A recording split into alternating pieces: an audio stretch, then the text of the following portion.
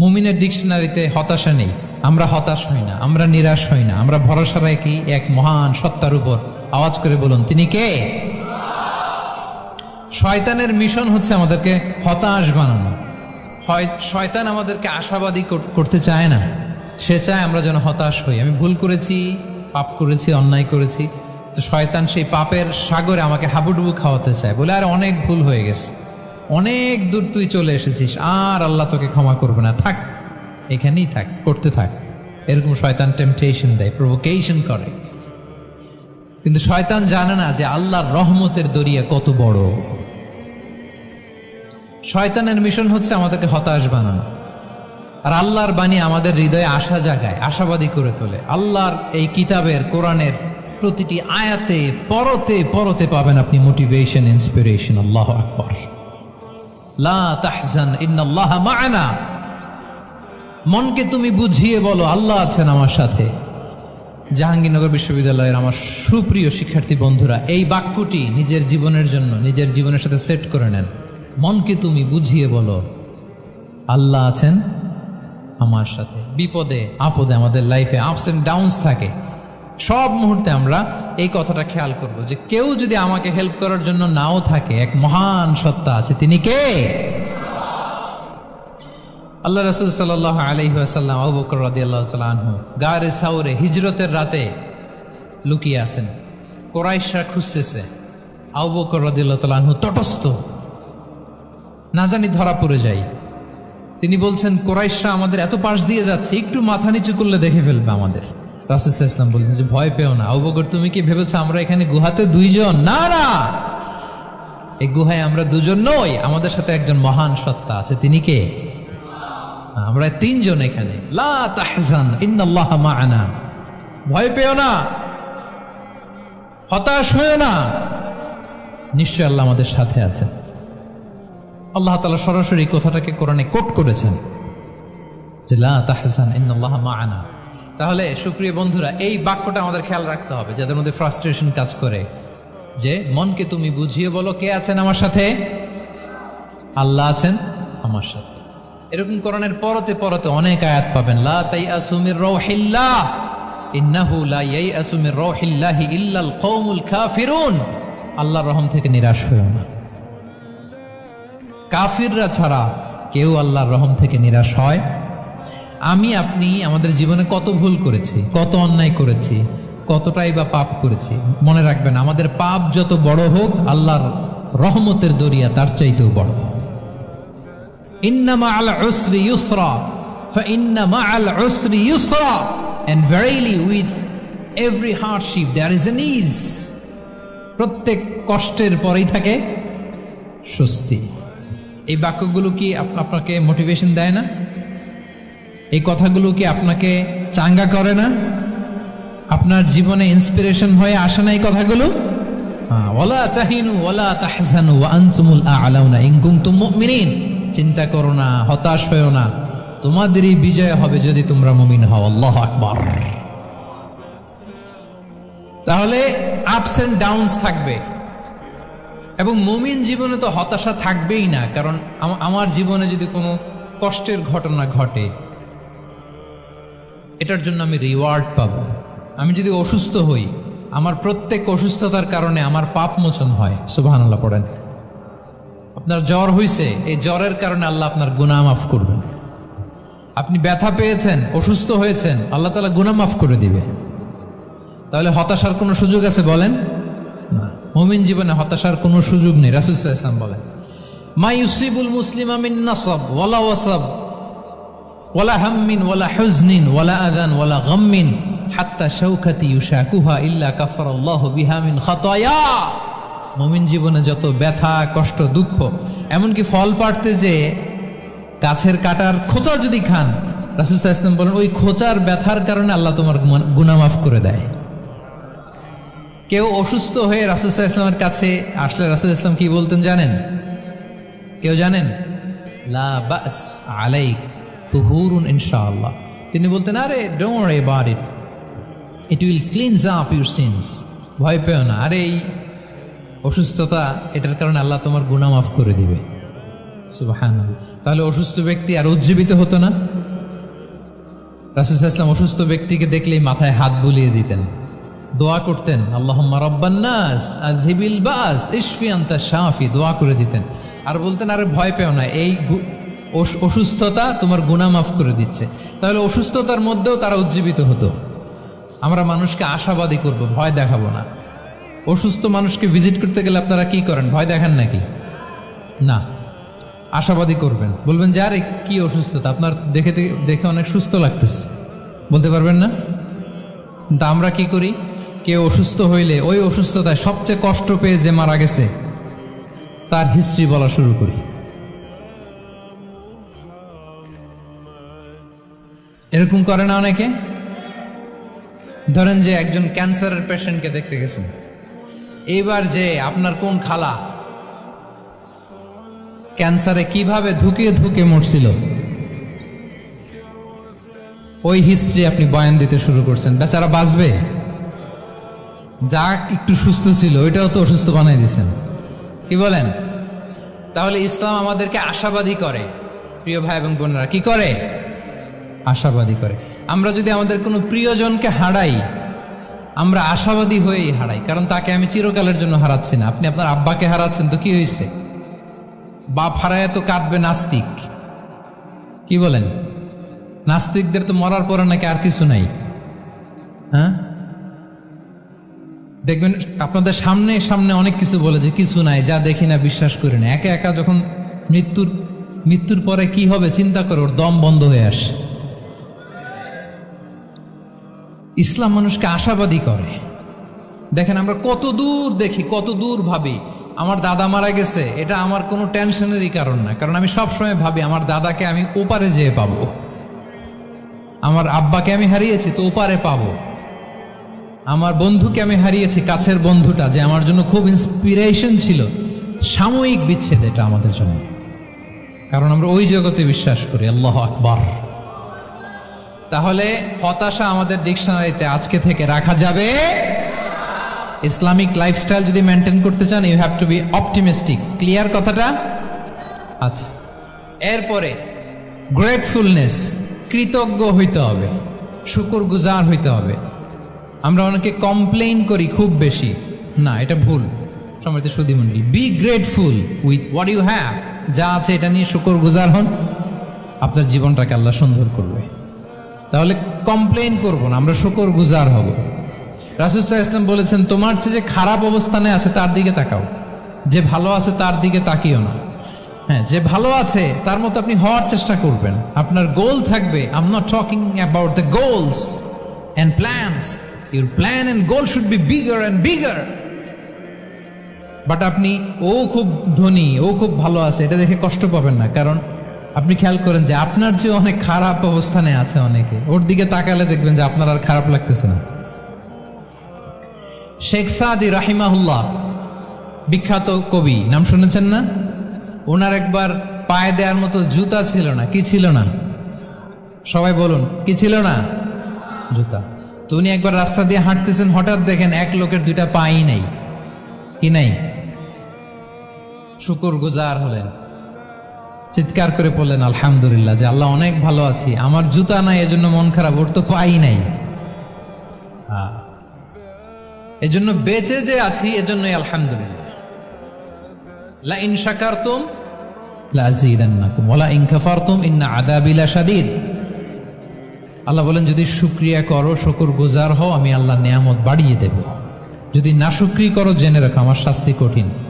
তাহলে বেঁচে যে আছি এজন্যই কি পড়া উচিত? জাহাঙ্গীরনগর বিশ্ববিদ্যালয় আওয়াজ করেন, বেঁচে যে আছি এজন্য কি পড়বো?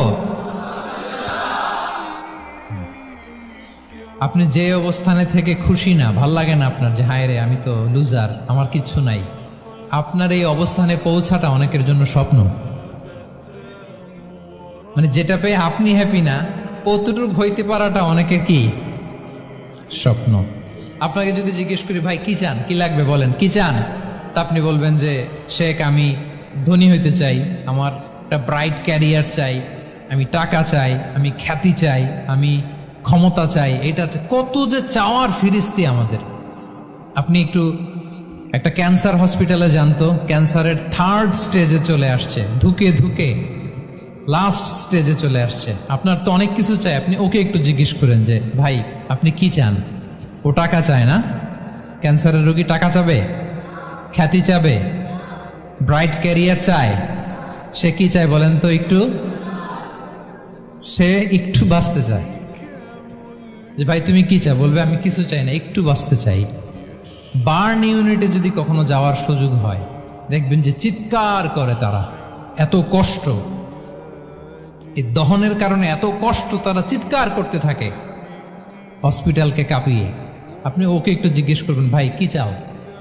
বলেন তো ওর চাওয়াটা কি? ও শুধু বাঁচতে চায়। কিন্তু ওই বেঁচে থাকা নিয়ে তো আমাদের কোনো ফিলিংসই নাই। আমরা যে বেঁচে আছি এটা যে শুকরগুজার হওয়ার অনেক বড় একটা কারণ, আমরা এরকম করে ভাবিই না। এজন্য সুপ্রিয় সুধী মণ্ডলী, আমরা যে বেঁচে আছি এজন্য আলহামদুলিল্লাহ। শুধু বেঁচে থাকার কারণে আমরা কি পড়ব? তাহলে গ্রেটফুলনেস। আপনি যদি ইসলামিক লাইফস্টাইলে নিজেকে অভ্যস্ত করতে চান, আপনার যেমনি অপটিমিস্টিক হইতে হবে, এট দ্য সেম টাইম আপনাকে কি হইতে হবে? গ্রেটফুল হইতে হবে। তাওয়াক্কুল, put your trust on Allah, because only He can help you, only He can protect you. And when you put your trust on Allah, you are in a divine shield. আপনি যখন আল্লাহর উপর নিজেকে ন্যস্ত করেন, আপনি একটা ডিভাইন, একটা প্রোটেকশনের ভেতরে থাকেন। বিশ্বাসীরা কি করে? আল্লাহর উপর ভরসা করে। কি করে? কার উপর?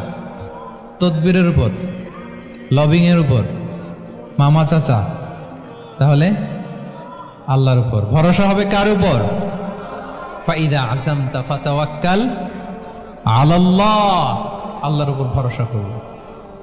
এমনকি ঘর থেকে বের হওয়ার সময় রাসূল সাল্লাল্লাহু আলাইহি ওয়াসাল্লাম আমাদেরকে বলেছেন আল্লাহর উপর তাওয়াক্কুল করো। আমরা কি দোয়া পড়ি বলেন তো ঘর থেকে বের হয়ে?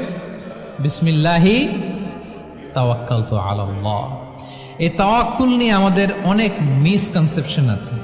আমাদের মধ্যে একটা প্রবণতা আছে, অনেকে বলে যে যা হবে হবে, আল্লাহ ভরসা। বলে যে যা হবে হবে, কি ভরসা? কথা বলতে হবে তো আমার সাথে। আপনারা কি বোরিং হচ্ছেন? ওরে আল্লাহ, অনেক রাত হয়ে গেছে, তো শেষ করে দেই তাহলে। আর কয়েক মিনিটের মধ্যে শেষ করবো ইনশাআল্লাহ। তাহলে অনেকের মধ্যে একটা প্রবণতা আছে, তারা বলে যে যা হয়েছে হয়েছে, কি ভরসা? যা করে আল্লাহ, আল্লাহ ভরসা। এটা it's not the concept of tawakkul. এটা তাওয়াক্কুল নয়।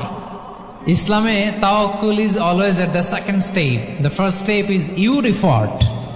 প্রথমে আপনি চেষ্টা করবেন, এরপরে আপনি আল্লাহর উপর তাওয়াক্কুল করুন। কিছু না করে যদি বলেন আমি আল্লাহ ভরসা, এটা আল্লাহ ভরসা হয়েছে? এটা আপনার মন গড়া একটা কথা হয়েছে, কিন্তু এটা তাওয়াক্কুল হয়? আমাদের অনেকে অলসতা, অকর্মণ্যতা, অপারগতা, হীনমন্যতা এগুলার তাওয়াক্কুল বানায় ফেলেছে। হাত গুটায় বসে থাকবে, কাজ করবে না, অলস, আর বলে কি আল্লাহ ভরসা। রিজিকের মালিক আল্লাহ, কিছু করবে না আর বলে আল্লাহ ভরসা। প্রিয় ভাইরা, রাসূল সাল্লাল্লাহু আলাইহি ওয়াসাল্লাম তিনি অলসতা, অকর্মণ্যতা, হীনমন্যতা, কাপুরুষতা, ভীরুতা এগুলো থেকে আল্লাহর কাছে পানাহ চেয়েছেন। নিজের সাধ্যের সবটুকুন তিনি করেছেন, তারপরে আল্লাহ ভরসা করেছেন। এবং পাখিকে ইসলামে তাওয়াক্কুলের মডেল বানানো হয়েছে। রাসূল সাল্লাল্লাহু আলাইহি ওয়াসাল্লাম বলেন, লাউ আন্নাকুম তাতাওয়াক্কালুনা আলাল্লাহি হাক্কা তাওয়াক্কুলিহি লা রাযাকাকুম কামা ইয়ারযুকুত তুয়ুর তাগদু খিমাসান ওয়া তারুহু বিতানান। মানে তোমরা যদি পাখির মতো তাওয়াক্কুল করো, তাহলে পাখিকে আল্লাহ যেমন রিজিক দেয় তোমাদেরকেও রিজিক দিবে। পাখি কি করে বলেন তো? প্রতিদিন সকালবেলায় ওর ঘরের ভিতরে বসে বলে যে আল্লাহ ভরসা। বলে বরঞ্চ কি করে সে? সকাল সকাল কিচির মিচির রবে, দিক দিগন্ত মাতিয়ে সে বের হয়ে যায়, সারাদিন ঘুরতে থাকে। তাহলে খালি পেটে সকালবেলায় পাখিগুলো বের হয়ে যায়, আকাশে বাতাসে ছুটে বেড়ায়, আর বিকেল বেলায় ওদর পূর্তি করে প্রতিটা পাখিকে তার নিড়ে ফিরিয়ে দেয় কে? আপনারা তো বোঝা অনেক সহজ। এটা তো নাকি একেবারে আপনাদের জাহাঙ্গীরনগর, এটা তো নাকি পাখিদের অভয়ারণ্য শুনলাম আমি। কখনো আসা হয়নি আমার, দিনের বেলা আসা দরকার ছিল, তাহলে আপনাদের ক্যাম্পাস বিউটি আমি দেখতে পেতাম। তো পাখি কিন্তু বসে থাকে না, সকালে কি করে, খালি পেটে পাখিগুলো বেরিয়ে যায়, ওরা ওদের রোল প্লে করে, চেষ্টা করে, এরপরে বিকেলবেলা ওদর পূর্তি করে তাদেরকে নিড়ে ফিরিয়ে দেয় কে? তাহলে পাখিকে তাওয়াক্কুলের মডেল বানানো হয়েছে। আপনি হাত গুটিয়ে বসে থেকে বললেন আল্লাহ ভরসা, এটা হয়েছে না। আপনি আপনার সর্বোচ্চটুকুন চেষ্টা করবেন, সব করার পরে এরপরে আপনি বলবেন আল্লাহ ভরসা। তাহলে তাওয়াক্কুল হলো প্রথমে যে কোনো জিনিস অ্যাচিভ করার জন্য পরিকল্পনা করা, তারপর সে পরিকল্পনা বাস্তবায়নের উপায় বের করা, তারপর বিভিন্ন উপায় উপকরণের সাহায্য নিয়ে সেটা অ্যাচিভ করার জন্য প্রাণান্তকর প্রচেষ্টা চালিয়ে যাওয়া, অবশেষে ফলাফলের জন্য কার উপর নির্ভর করা। দিস ইজ কল্ড তাওয়াক্কুল। এখন আমি কিছুই করলাম না, বললাম যে যা করে আল্লাহ, তাওয়াক্কুল হয়েছে তো না? আমাদের সমাজে দুইটা ধারণা, কেউ কেউ বলে আরে আমি তো সব করব, তাওয়াক্কুলের দরকার কি? Absolutely wrong. আবার অনেকে মনে করে আল্লাহই সব করে দিবে, এটাও absolutely wrong. The concept of Islam is in between this two extreme lines. এই দুইটার মাঝখানে হচ্ছে তাওয়াক্কুল। তাহলে তাওয়াক্কুলের মেকানিজম হচ্ছে আমার সাধ্যের সবটুকুন আমি করব, তারপরে আল্লাহ সাহায্য আসবে, সেজন্য আমি তাওয়াক্কুল করব। আপনারা মুসা আলাইহিস সালামের ঘটনা জানেন। উনি যখন বনী ইসরায়েলকে নিয়ে লোহিত সাগরের সামনে আসলেন, ফেরাউন তার সৈন্য নিয়ে ধাওয়া করলো, আল্লাহ তাআলা সাথে সাথে কি রাস্তা বানাই দিলেন নাকি? সাগরের মাঝখানে না। আল্লাহ বললেন আনিদ্রিব বিআসাকাল বাহর, লাঠি দিয়ে একটা বাড়ি মারো সাগরে। মুসা আলাইহিস সালাম বাড়ি না মারলে তো আল্লাহ রাস্তা বানাতে পারতেন না, না পারতেন না? পারতেন, কিন্তু এটা তাওয়াক্কুলের মেকানিজম নয়। ওনাকে বলেছেন বাড়ি মারো, উনি লাঠি দিয়ে বাড়ি মারলেন, বিশাল রাস্তা হয়ে গেল। ম্যারি মারিয়াম আলাইহিস সালাম যখন ঈসা আলাইহিস সালামকে ডেলিভারি করলেন, ক্লান্ত শ্রান্ত ক্ষুধার্ত, কি খাবেন? আল্লাহ তাআলা বললেন ওয়াহুজ্জি ইলাইকি বিজিযইন নাখলাতি তুসাকিত আলাইকি রুতাবান জানিয়া, মানে ম্যারি মানে মারিয়াম, একটু কষ্ট করে উঁচু হয়ে পাশে একটা খেজুর গাছ আছে, ওটা ডাল ধরে টান দাও, টসটসে পাকা খেজুর পড়বে নিচে, ওইটা খাও। উনি টান না দিলে আল্লাহ এমনি অটোমেটিক্যালি পাঠাতে পারতেন না খেজুর? আল্লাহ পাঠান। তাহলে এই পৃথিবীর সিস্টেম হচ্ছে আপনাকে কষ্ট করতে হবে, আপনার রোলটা আপনাকে প্লে করতে হবে। ইসলামে tawakkul is always at the second step, the first step is your effort. আপনাকে চেষ্টা করতে হবে, তারপরে আপনি তাওয়াক্কুল করবেন, তাহলে এটা প্রপার তাওয়াক্কুল হবে। তাহলে এখন থেকে হাত গুটিয়ে বসে থেকে আল্লাহ ভরসা বলবেন? বলবেন? আমরা এটা ভুল করে ফেলি, আমরা এটা ভুল করে ফেলি। রাসূল সাল্লাল্লাহু আলাইহি ওয়াসাল্লাম, ওনার কাছে আল্লাহ সাহায্য আসতো, জিবরিল আলাইহিস সালামও আসতো, তারপরেও কখনো তিনি নিজের ভাগ্য আল্লাহর হাতে ছেড়ে দিতেন না। আমাদের মতো যা করে আল্লাহ, আল্লাহ ভরসা বলে কখনো নিজের ভাগ্য আল্লাহর হাতে ছেড়ে দিতেন, বরং নিজের সাধ্যের সবটুকুন দিয়ে তিনি চেষ্টা করতেন। তারপর তিনি ভরসা করতেন কার উপর? আপনি হিজরতের ঘটনাটা দেখেন। আল্লাহ যেদিন বললেন যে আজ রাতেই তুমি আর আবু বকর হিজরত করো, রাসূল সাল্লাল্লাহু আলাইহি ওয়াসাল্লাম ওই দিন দুপুরবেলা আবু বকর রাদিয়াল্লাহু তাআলা আনহুর ঘরে গেলেন। তিনি কখনো দুপুরবেলা বেরোন না, তিনি কখনো মাস্ক পরে বেরোতেন না। সেদিন তিনি মাস্ক পরে বেরোলেন, খারাজা মুতাকান্নিয়ান, মুখ ঢেকে বেরোলেন।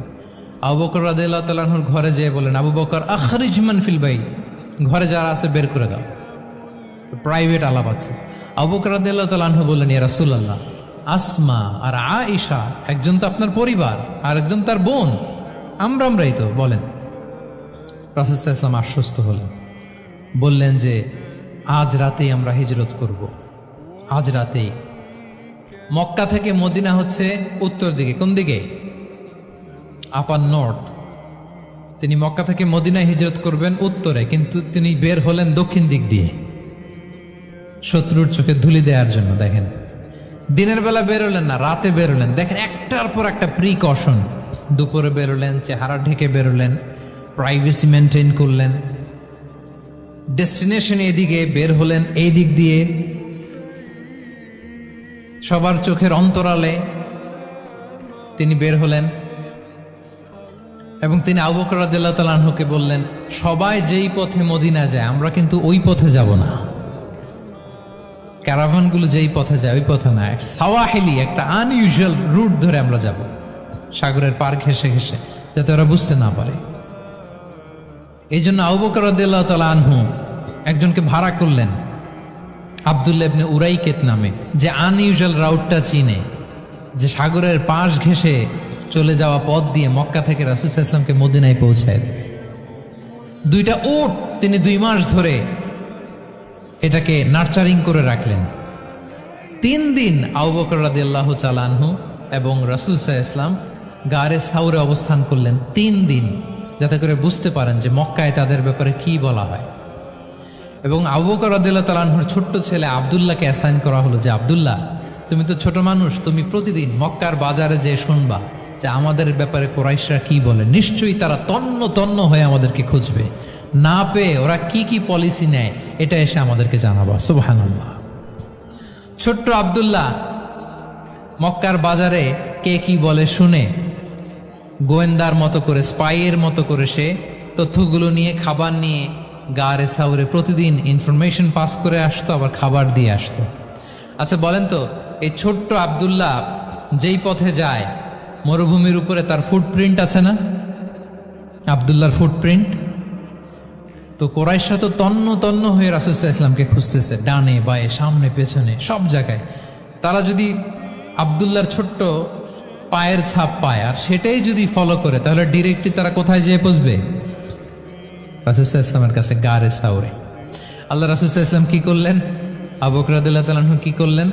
আমির ইবনে ফুহায়রা নামে আরেকটা লোককে অ্যাসাইন করলেন, যে 3 দিনের জন্য আব্দুল্লাহ যখন তথ্য নিয়ে খাবার দিয়ে চলে যাবে, আমির ইবনে ফুহায়রা, তোমার কাজ হচ্ছে যেই পথ দিয়ে আব্দুল্লাহ হেঁটেছে এই পথ দিয়ে তুমি আমাদের ছাগলগুলাকে একটু চড়াই দিবা।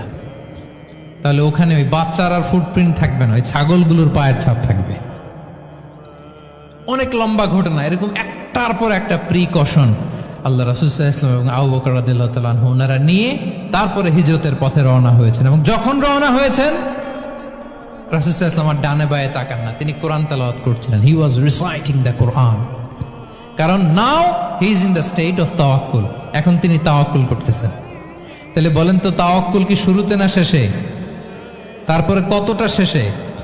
আপনার চেষ্টা, আপনার তদবির, আপনার লবিং, আপনার এফর্ট, আপনার সাধ্যের নাগালে থাকা সব কিছু উজাড় করে দেওয়ার পরে আপনি বলবেন তাওয়াক্কালতু।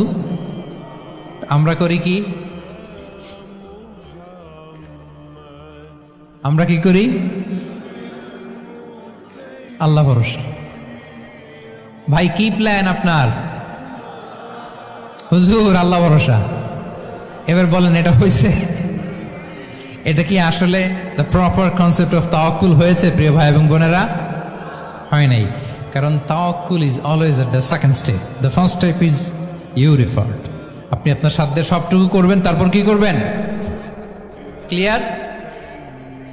তো এখন আমরা কিছু কোর ভ্যালিউজের কথা বলবো, যেগুলো দিয়ে ইসলামিক লাইফস্টাইলের মূল ধরনটা আমাদের কাছে ক্লিয়ার হবে। ইসলামিক লাইফস্টাইলের কথা যদি আমাদেরকে বলতে হয়, প্রথম যেই ট্রেট, যে ক্যারেক্টারিস্টিক্স বা ভ্যালিউর কথা আমাকে বলতে হবে, সেটা হচ্ছে দ্য কনসেপ্ট অফ হালাল অ্যান্ড হারাম। ইফ দেয়ার ইজ নো হালাল অ্যান্ড হারাম, there is no Islamic lifestyle, for sure I am telling you. যদি হালাল হারাম না থাকে, এটা যদি আমরা মেনটেন না করি, এটা কোশ্চিনকালেও ইসলামিক লাইফস্টাইল হবে না। আপনাকে হারাম থেকে যোজন যোজন দূরে থাকতে হবে, আর হালাল দিয়ে জীবনটাকে সাজাতে হবে। কারণ যেখানেই হালাল সেখানেই বারাকা। রিপিট, আমি আবারও বলছি, যেখানেই হালাল সেটার মধ্যে কি? হারামে কোনো বারাকা আছে? হারামে আছে অস্থিরতা, সাময়িক উন্মাদনা, এর ভেতরে বারাকা নাই। হালালের ভেতরে আল্লাহ তাআলা বারাকা ঢুকিয়ে দিয়েছেন। আচ্ছা আপনারা বলুন তো, গরুর গোশত খাওয়া এটা হালাল না হারাম? হালাল। কুকুরের গোশত খাওয়া হালাল না হারাম? আচ্ছা, গরু বছরে বাচ্চা দেয় কয়টা? গাভী?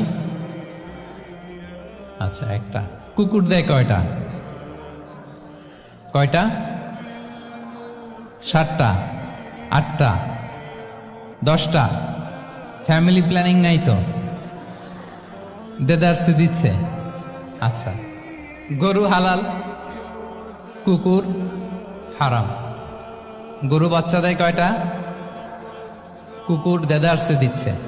তারপরেও বলেন, আমাদের এই যে বাংলাদেশে আমাদের কুরবানির ঈদে লক্ষ লক্ষ গরু জবাই হয়, বিয়ের অনুষ্ঠানগুলোতে এত গরুর গোশত আমরা খাই, আর প্রতিদিনের চাহিদা মেটানোর জন্য তো কত গরু কোরবানি করা হয়। এরপরে বলেন, বাংলাদেশে গরু বেশি না কুকুর বেশি? সবাই বলেন, গরু বেশি না কুকুর বেশি? কারণ কি? হালাল। কারণ কি? এই হালালে বরকত ঢুকিয়ে দিয়েছে কে? তাহলে if there is no concept of হালাল অ্যান্ড হারাম, there is no Islamic lifestyle. প্রথম core value of Islamic lifestyle হচ্ছে আপনাকে হালাল দিয়ে আপনার জীবনকে সাজাতে হবে। লা ইয়াদখুলুল জান্নাতা জাসাদুন গুযিয়া বিল হারাম। হারাম খেয়ে বর্ধিষ্ণু যে দেহ, সে দেহ আল্লাহর জান্নাতে প্রবেশ করবে না। মানে whatever you consume it should be হালাল। এটা হালাল হইতে হবে। শুধু যেটা আপনি খাচ্ছেন এটাই না, কুলু মিম্মা ফিল আরদি হালালাম তাইয়্যিবা, আল্লাহ তাআলা বলেছেন যেটা কনজিউম করবো হালাল হবে, হালাল হতে হবে। তো এটা শুধু এত ন্যারো কনসেপ্ট না, আপনার জীবনের সবটাই হালাল হতে হবে। ইউর ফুড শুড বি হালাল, ইউর ড্রিঙ্ক শুড বি হালাল, ইউর ইনকাম শুড বি হালাল, ইউর ফ্যাশন শুড বি হালাল, ইউর এন্টারটেইনমেন্ট শুড বি হালাল। সব কিছু হালাল হইতে হবে। আমরা অনেকে যে ভুলটা করি, আমরা খাওয়ার ক্ষেত্রে শুধু হালাল খুঁজি, এরকম অনেকে করে, কিন্তু অন্যান্য ক্ষেত্রে হালাল হারামের বাজ বিছান নাই। আমি একটা উদাহরণ প্রায়ই দেই, দেখবেন যে আমাদের বাংলাদেশের সরকারি অফিসগুলোতে তো ঘুষ চলে নাকি? আল্লাহ ঘুষ থেকে এই জাতিকে তুমি হেফাজত করো। আচ্ছা, দেখবেন যে আমাদের বিভিন্ন সরকারি অফিসগুলোর মুসলিম কর্মকর্তারা তারা ওয়াইন খায় না। আমি দেখেছি, থাইল্যান্ডে গিয়েছে, চায়না গিয়েছে অফিসের কাজে, ওখানে হালাল রেস্টুরেন্টগুলো খোঁজে, কারণ মুসলিম, তার হালাল খাইতে হবে। তো সে ওয়াইন খায় না, পর্ক খায় না, কারণ ইসলামে এটা হারাম। আবার অনেক হিন্দু কর্মচারী, সে আবার গরুর গোশত খায় না, কারণ কি তার ধর্মে ওইটা হারাম। কিন্তু এই মুসলিম কর্মচারী, হিন্দু কর্মচারী দুইজনের নির্বিশেষে মাশাআল্লাহ ঘুষ খায়। এরকম হয় না?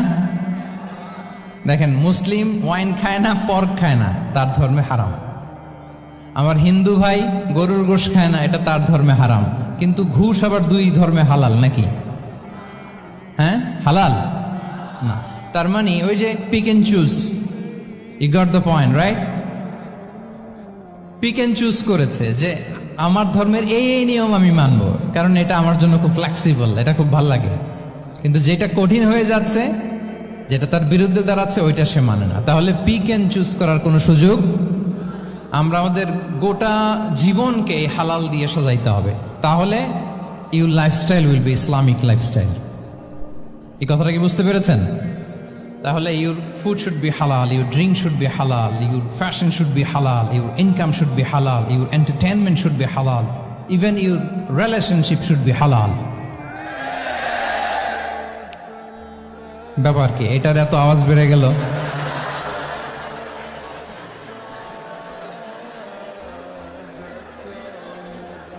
এটা কমন পড়ে গেছে নাকি?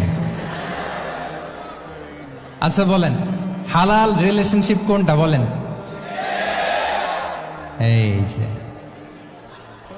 এই তো আসল জায়গায় হাত দিছি বোধহয়। আমাদের শিক্ষার্থী বন্ধুদের মধ্যে বিবাহিত আছি আমরা? হ্যাঁ, কারা কারা আছে দেখি তো।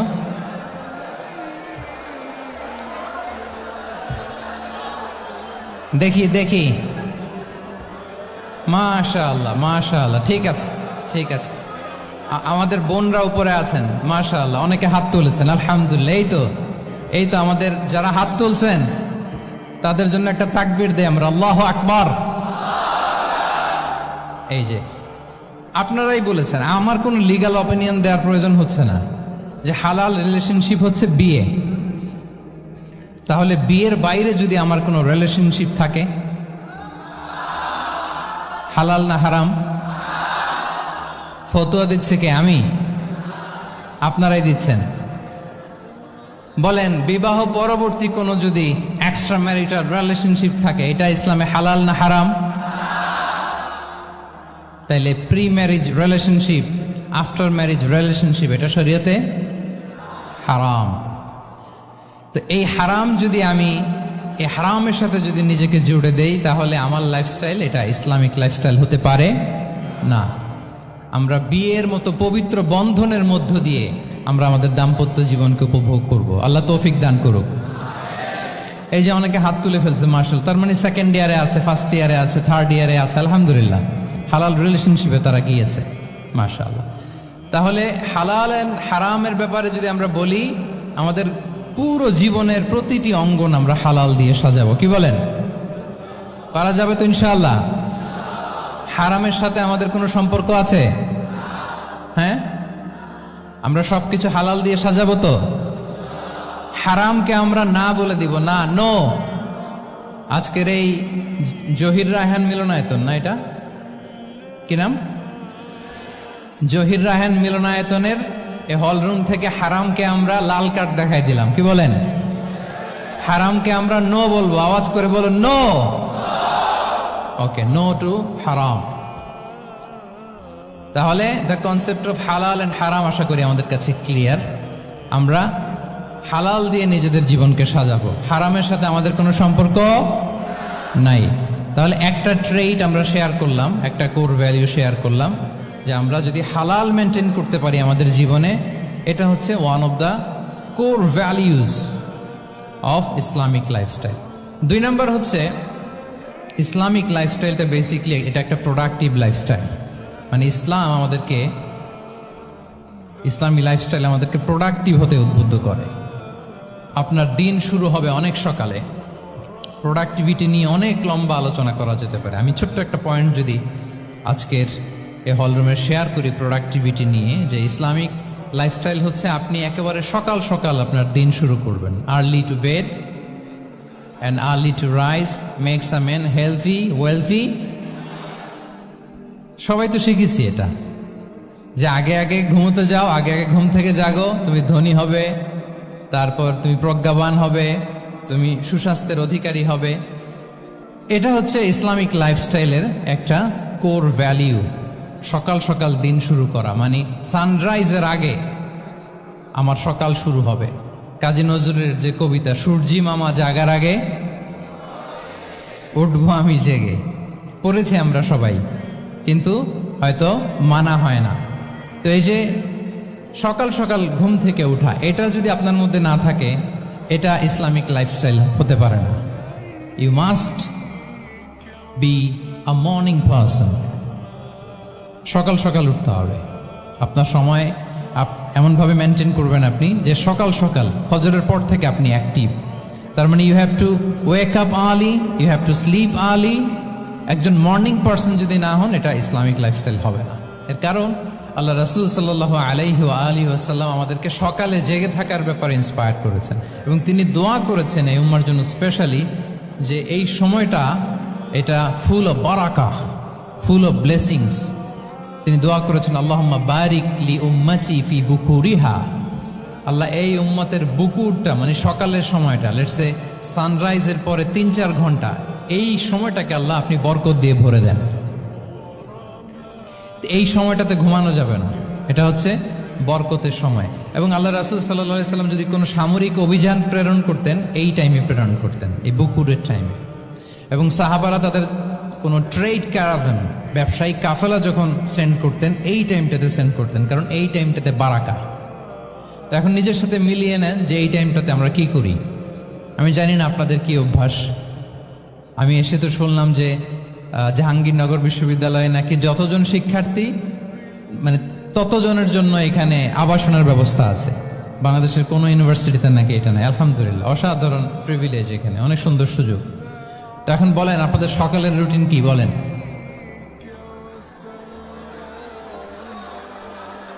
ঘুমিয়ে থাকেন না জেগে থাকেন? হ্যাঁ, আচ্ছা, ফজরের পরে আমরা ঘুমাই কারা কারা দেখি? সর্বনাশ। আচ্ছা ঠিক আছে, হাত নামান। আচ্ছা, ফজরের পরে আমরা একটু এক্সারসাইজ করি, পড়াশোনা করতে বসি কারা কারা? মাশাআল্লাহ, আছে কিছু, ঠিক আছে, হাত নামান। এবার দুইবারের একবারও যারা হাত তোলেননি তারা হাত তোলেন। আপনারা কি করেন? এইটা এইটা হ্যাঁ, ডিভাইস। তো সম্মানিত সুধী মণ্ডলী, আল্লাহুম্মা বারিক লি উম্মতি ফি বুকুরিহা। আপনারা আমাকে এনেছেন ইসলামিক লাইফস্টাইল নিয়ে বলতে, তো আমাকে বলতেই হবে। ফজরের পরে ঘুমানো চলবে। প্রথমে আমরা হারামকে না বলে দিলাম, এবার আমরা না করে দিব কোনটাকে? হ্যাঁ, ফজরের পরে আজকে থেকে কোনো ঘুম চলবে।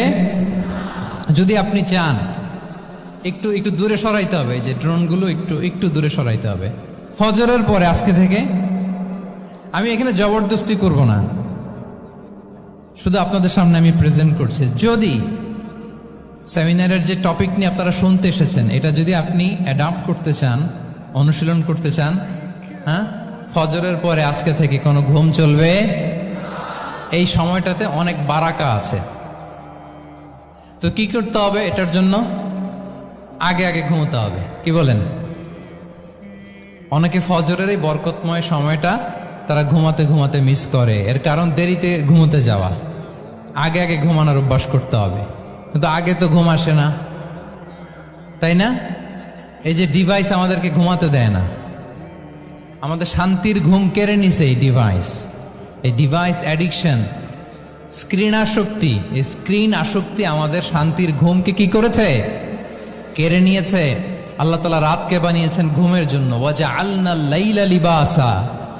লিবাস মানে আবরণ। আমি রাতকে বানিয়েছি পোশাকের মতো আবরণ করে, যে আবরণ রাত্রিবেলা নিঝুম নিঝুম নিস্তব্ধ অন্ধকার দিয়ে ছেয়ে দেয়। ফলে মেলাটিন নামে একটা হরমোন নিঃসরিত হয়, আমাদের ঘুম ঘুম ভাব আসে। ঘুমের জন্য আল্লাহ তৈরি করেছেন রাতকে। এরপরে আল্লাহ তাআলা বললেন ওয়াজআলনা নাহারা মাআশা। আর দিনকে বানিয়েছি আমি প্রাণ চঞ্চল করে। দিনে আমরা কাজ করব, তাহলে রাতে আগে আগে ঘুম, আর দিনের বেলা আল্লাহ তাআলা আমাদেরকে কাজ করার জন্য সৃষ্টি করেছেন। কিন্তু এই সাইকেলটাকে আমরা ঘুরাই ফেলছি। রাতে যত দেরি করে আপনি ঘুমাবেন, সকালে ঠিক তত দেরি করে আমাকে উঠতে হয়। ঠিক কিনা বলেন? তাহলে ফজরের পর বকুর পিরিয়ড অফ টাইমটাকে কাজে লাগাতে হলে রাতে আমাদেরকে আগে ঘুমাতে যেতে হবে। রাতে কি করতে হবে? আগে ঘুমোতে যেতে হবে। তাহলে এক নম্বরে কি বললাম? কনসেপ্ট অফ হালাল এন্ড হারাম। দুই নম্বরে বললাম প্রোডাক্টিভিটি। ইসলামিক লাইফস্টাইল হচ্ছে একটা প্রোডাক্টিভ লাইফস্টাইল। এটা মেনটেন করতে হলে প্রোডাক্টিভিটির অনেক কথা। একটা কথা হচ্ছে সকাল সকাল আপনার দিন শুরু করুন। কি পারা যাবে তো ইনশাআল্লাহ? সবাই একসাথে পড়ে ইনশাআল্লাহ। এই যে আমাদের দেরি করে রাতে ঘুম আসে, স্ক্রিন আসক্তি, এই ডিভাইস আমাদের আরামের ঘুম কেড়ে নিছে কেন জানেন? এর কারণ হচ্ছে আল্লাহর দেয়া যে ফিতরাত, এই ফিতরাতকে আমরা উল্টে দিয়েছি। ফিতরাত শব্দটার সাথে আপনাদের পরিচয় আছে? হ্যাঁ, the innate characteristics of a human being. একটা মানুষের যে ক্যারেক্টারিস্টিক্স, যে ইননেট স্বভাব দিয়ে আল্লাহ তাআলা তৈরি করেছেন, নেচার, এটাকে আরবিতে বলে ফিতরাত। এই ফিতরাতের বিরুদ্ধে কিছু করা যাবে না। ইসলামিক লাইফস্টাইল হচ্ছে ফিতরা বেসড লাইফস্টাইল। ফিতরাতুল্লাহিল্লাতী ফাতারান নাসা আলাইহা লা তাবদীলা লিখালকিল্লাহ। আল্লাহর প্রকৃতির অনুসরণ করো, যে প্রকৃতি দিয়ে তিনি মানুষকে সৃষ্টি করেছেন। আর আল্লাহর সৃষ্টি কাঠামোর মধ্যে কোনো পরিবর্তন, কোনো বিকৃতি নেই। সুবহানাল্লাহি বিহামদি। তা আমরা এই ফিতরাতকে চেঞ্জ করে দেওয়ার কারণে এই ঝামেলা। আমরা সবাই এই ফিতরাতের উপর জন্মেছি। কুল্লু মাউলুদিন ইউলাদু আলাল ফিতরা ফাআবাওয়াহু ইউহাউবিদানি আও ইউনাসসিরানি আও ইউমাজ্জিসানি। প্রতিটি নিউ বর্ন বেবি তারা ফিতরাতের উপর জন্মায়, মানে নবজাতক সন্তান ইসলামের উপর জন্মায়। কিন্তু বাবা মা তাকে হয় ইহুদি বানায়, নাসারা বানায়, বা অগ্নি উপাসক বানায়। তাহলে এই যে ফিতরাত, আল্লাহর দেয়া ফিতরাতকে যখন আমরা চেঞ্জ করেছি, আমাদের জীবন থেকে বারাকা উঠে গিয়েছে। ফিতরাতকে যদি আরো সহজ করে আমি আপনাদেরকে বুঝাই, তাহলে ফিতরাত হচ্ছে যা কিছু স্বাভাবিক, যা কিছু কল্যাণকর, যা কিছু ভালো, তাই ফিতরাত। আই রিপিট, সুপ্রিয় শিক্ষার্থী বন্ধুরা, ফিতরাত হচ্ছে যা কিছু স্বাভাবিক, যা কিছু ভালো, যা কিছু কল্যাণকর, তাই কি? তাই ফিতরাত। এই যে এখন আরবি কোন মাস চলছে বলেন তো?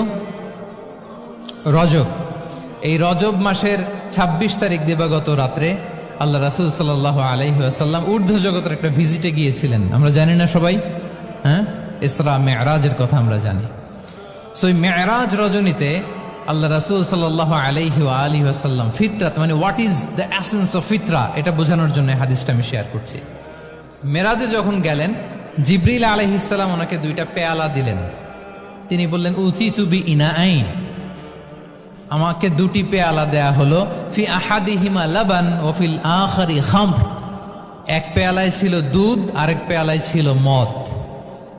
ফা আখাযতু লাবান ওয়া শারিবতু, যখন 2টা অপশন দেয়া হলো, 2টা পেয়ালা, আমি দুধের পেয়ালাটা নিলাম এবং সেটা পান করলাম। তখন জিবরিল আলাইহিস সালাম বললেন আসাবতাল ফিতরা, মানে you are guided to the ফিতরা, আপনি সঠিকটাই নিয়েছেন, যেটা ফিতরা, যেটা নেওয়া উচিত আপনি ওইটাই নিয়েছেন। তাহলে এখন আরো সহজ হবে, যদি 2টা পেয়ালা দেয়া হয়, একটা মদের পেয়ালা আর একটা দুধের পেয়ালা, তো আমরা নিব কোনটা বলেন? হ্যাঁ, তাইলেই ফিতরা হবে। তাহলে কি হবে? তাহলে যেটা স্বাভাবিক, যেটা কল্যাণকর, যেটা আমাদের জন্য ভালো, সেটা হচ্ছে ফিতরা। তাহলে মদের পেয়ালা, দুধের পেয়ালা, কোনটা নিব? সবাই নিব তো নাকি? আমাদের রুচির যে দুর্ভিক্ষ চলতেছে, অনেকে মদের পেয়ালাই নিয়ে নিবে। কি বলেন? আচ্ছা না একদল, তারা কি করে? ওইটা চুজ করে ফেলবে। এবার বলেন আমরা কোন পেয়ালা নিব, মদের না দুধের? আমাদের ঐতিহ্য, আমাদের রুচি, আমাদের মূল্যবোধকে ধ্বংসের যত আয়োজন দরকার সব সেটআপ চারদিকে আছে।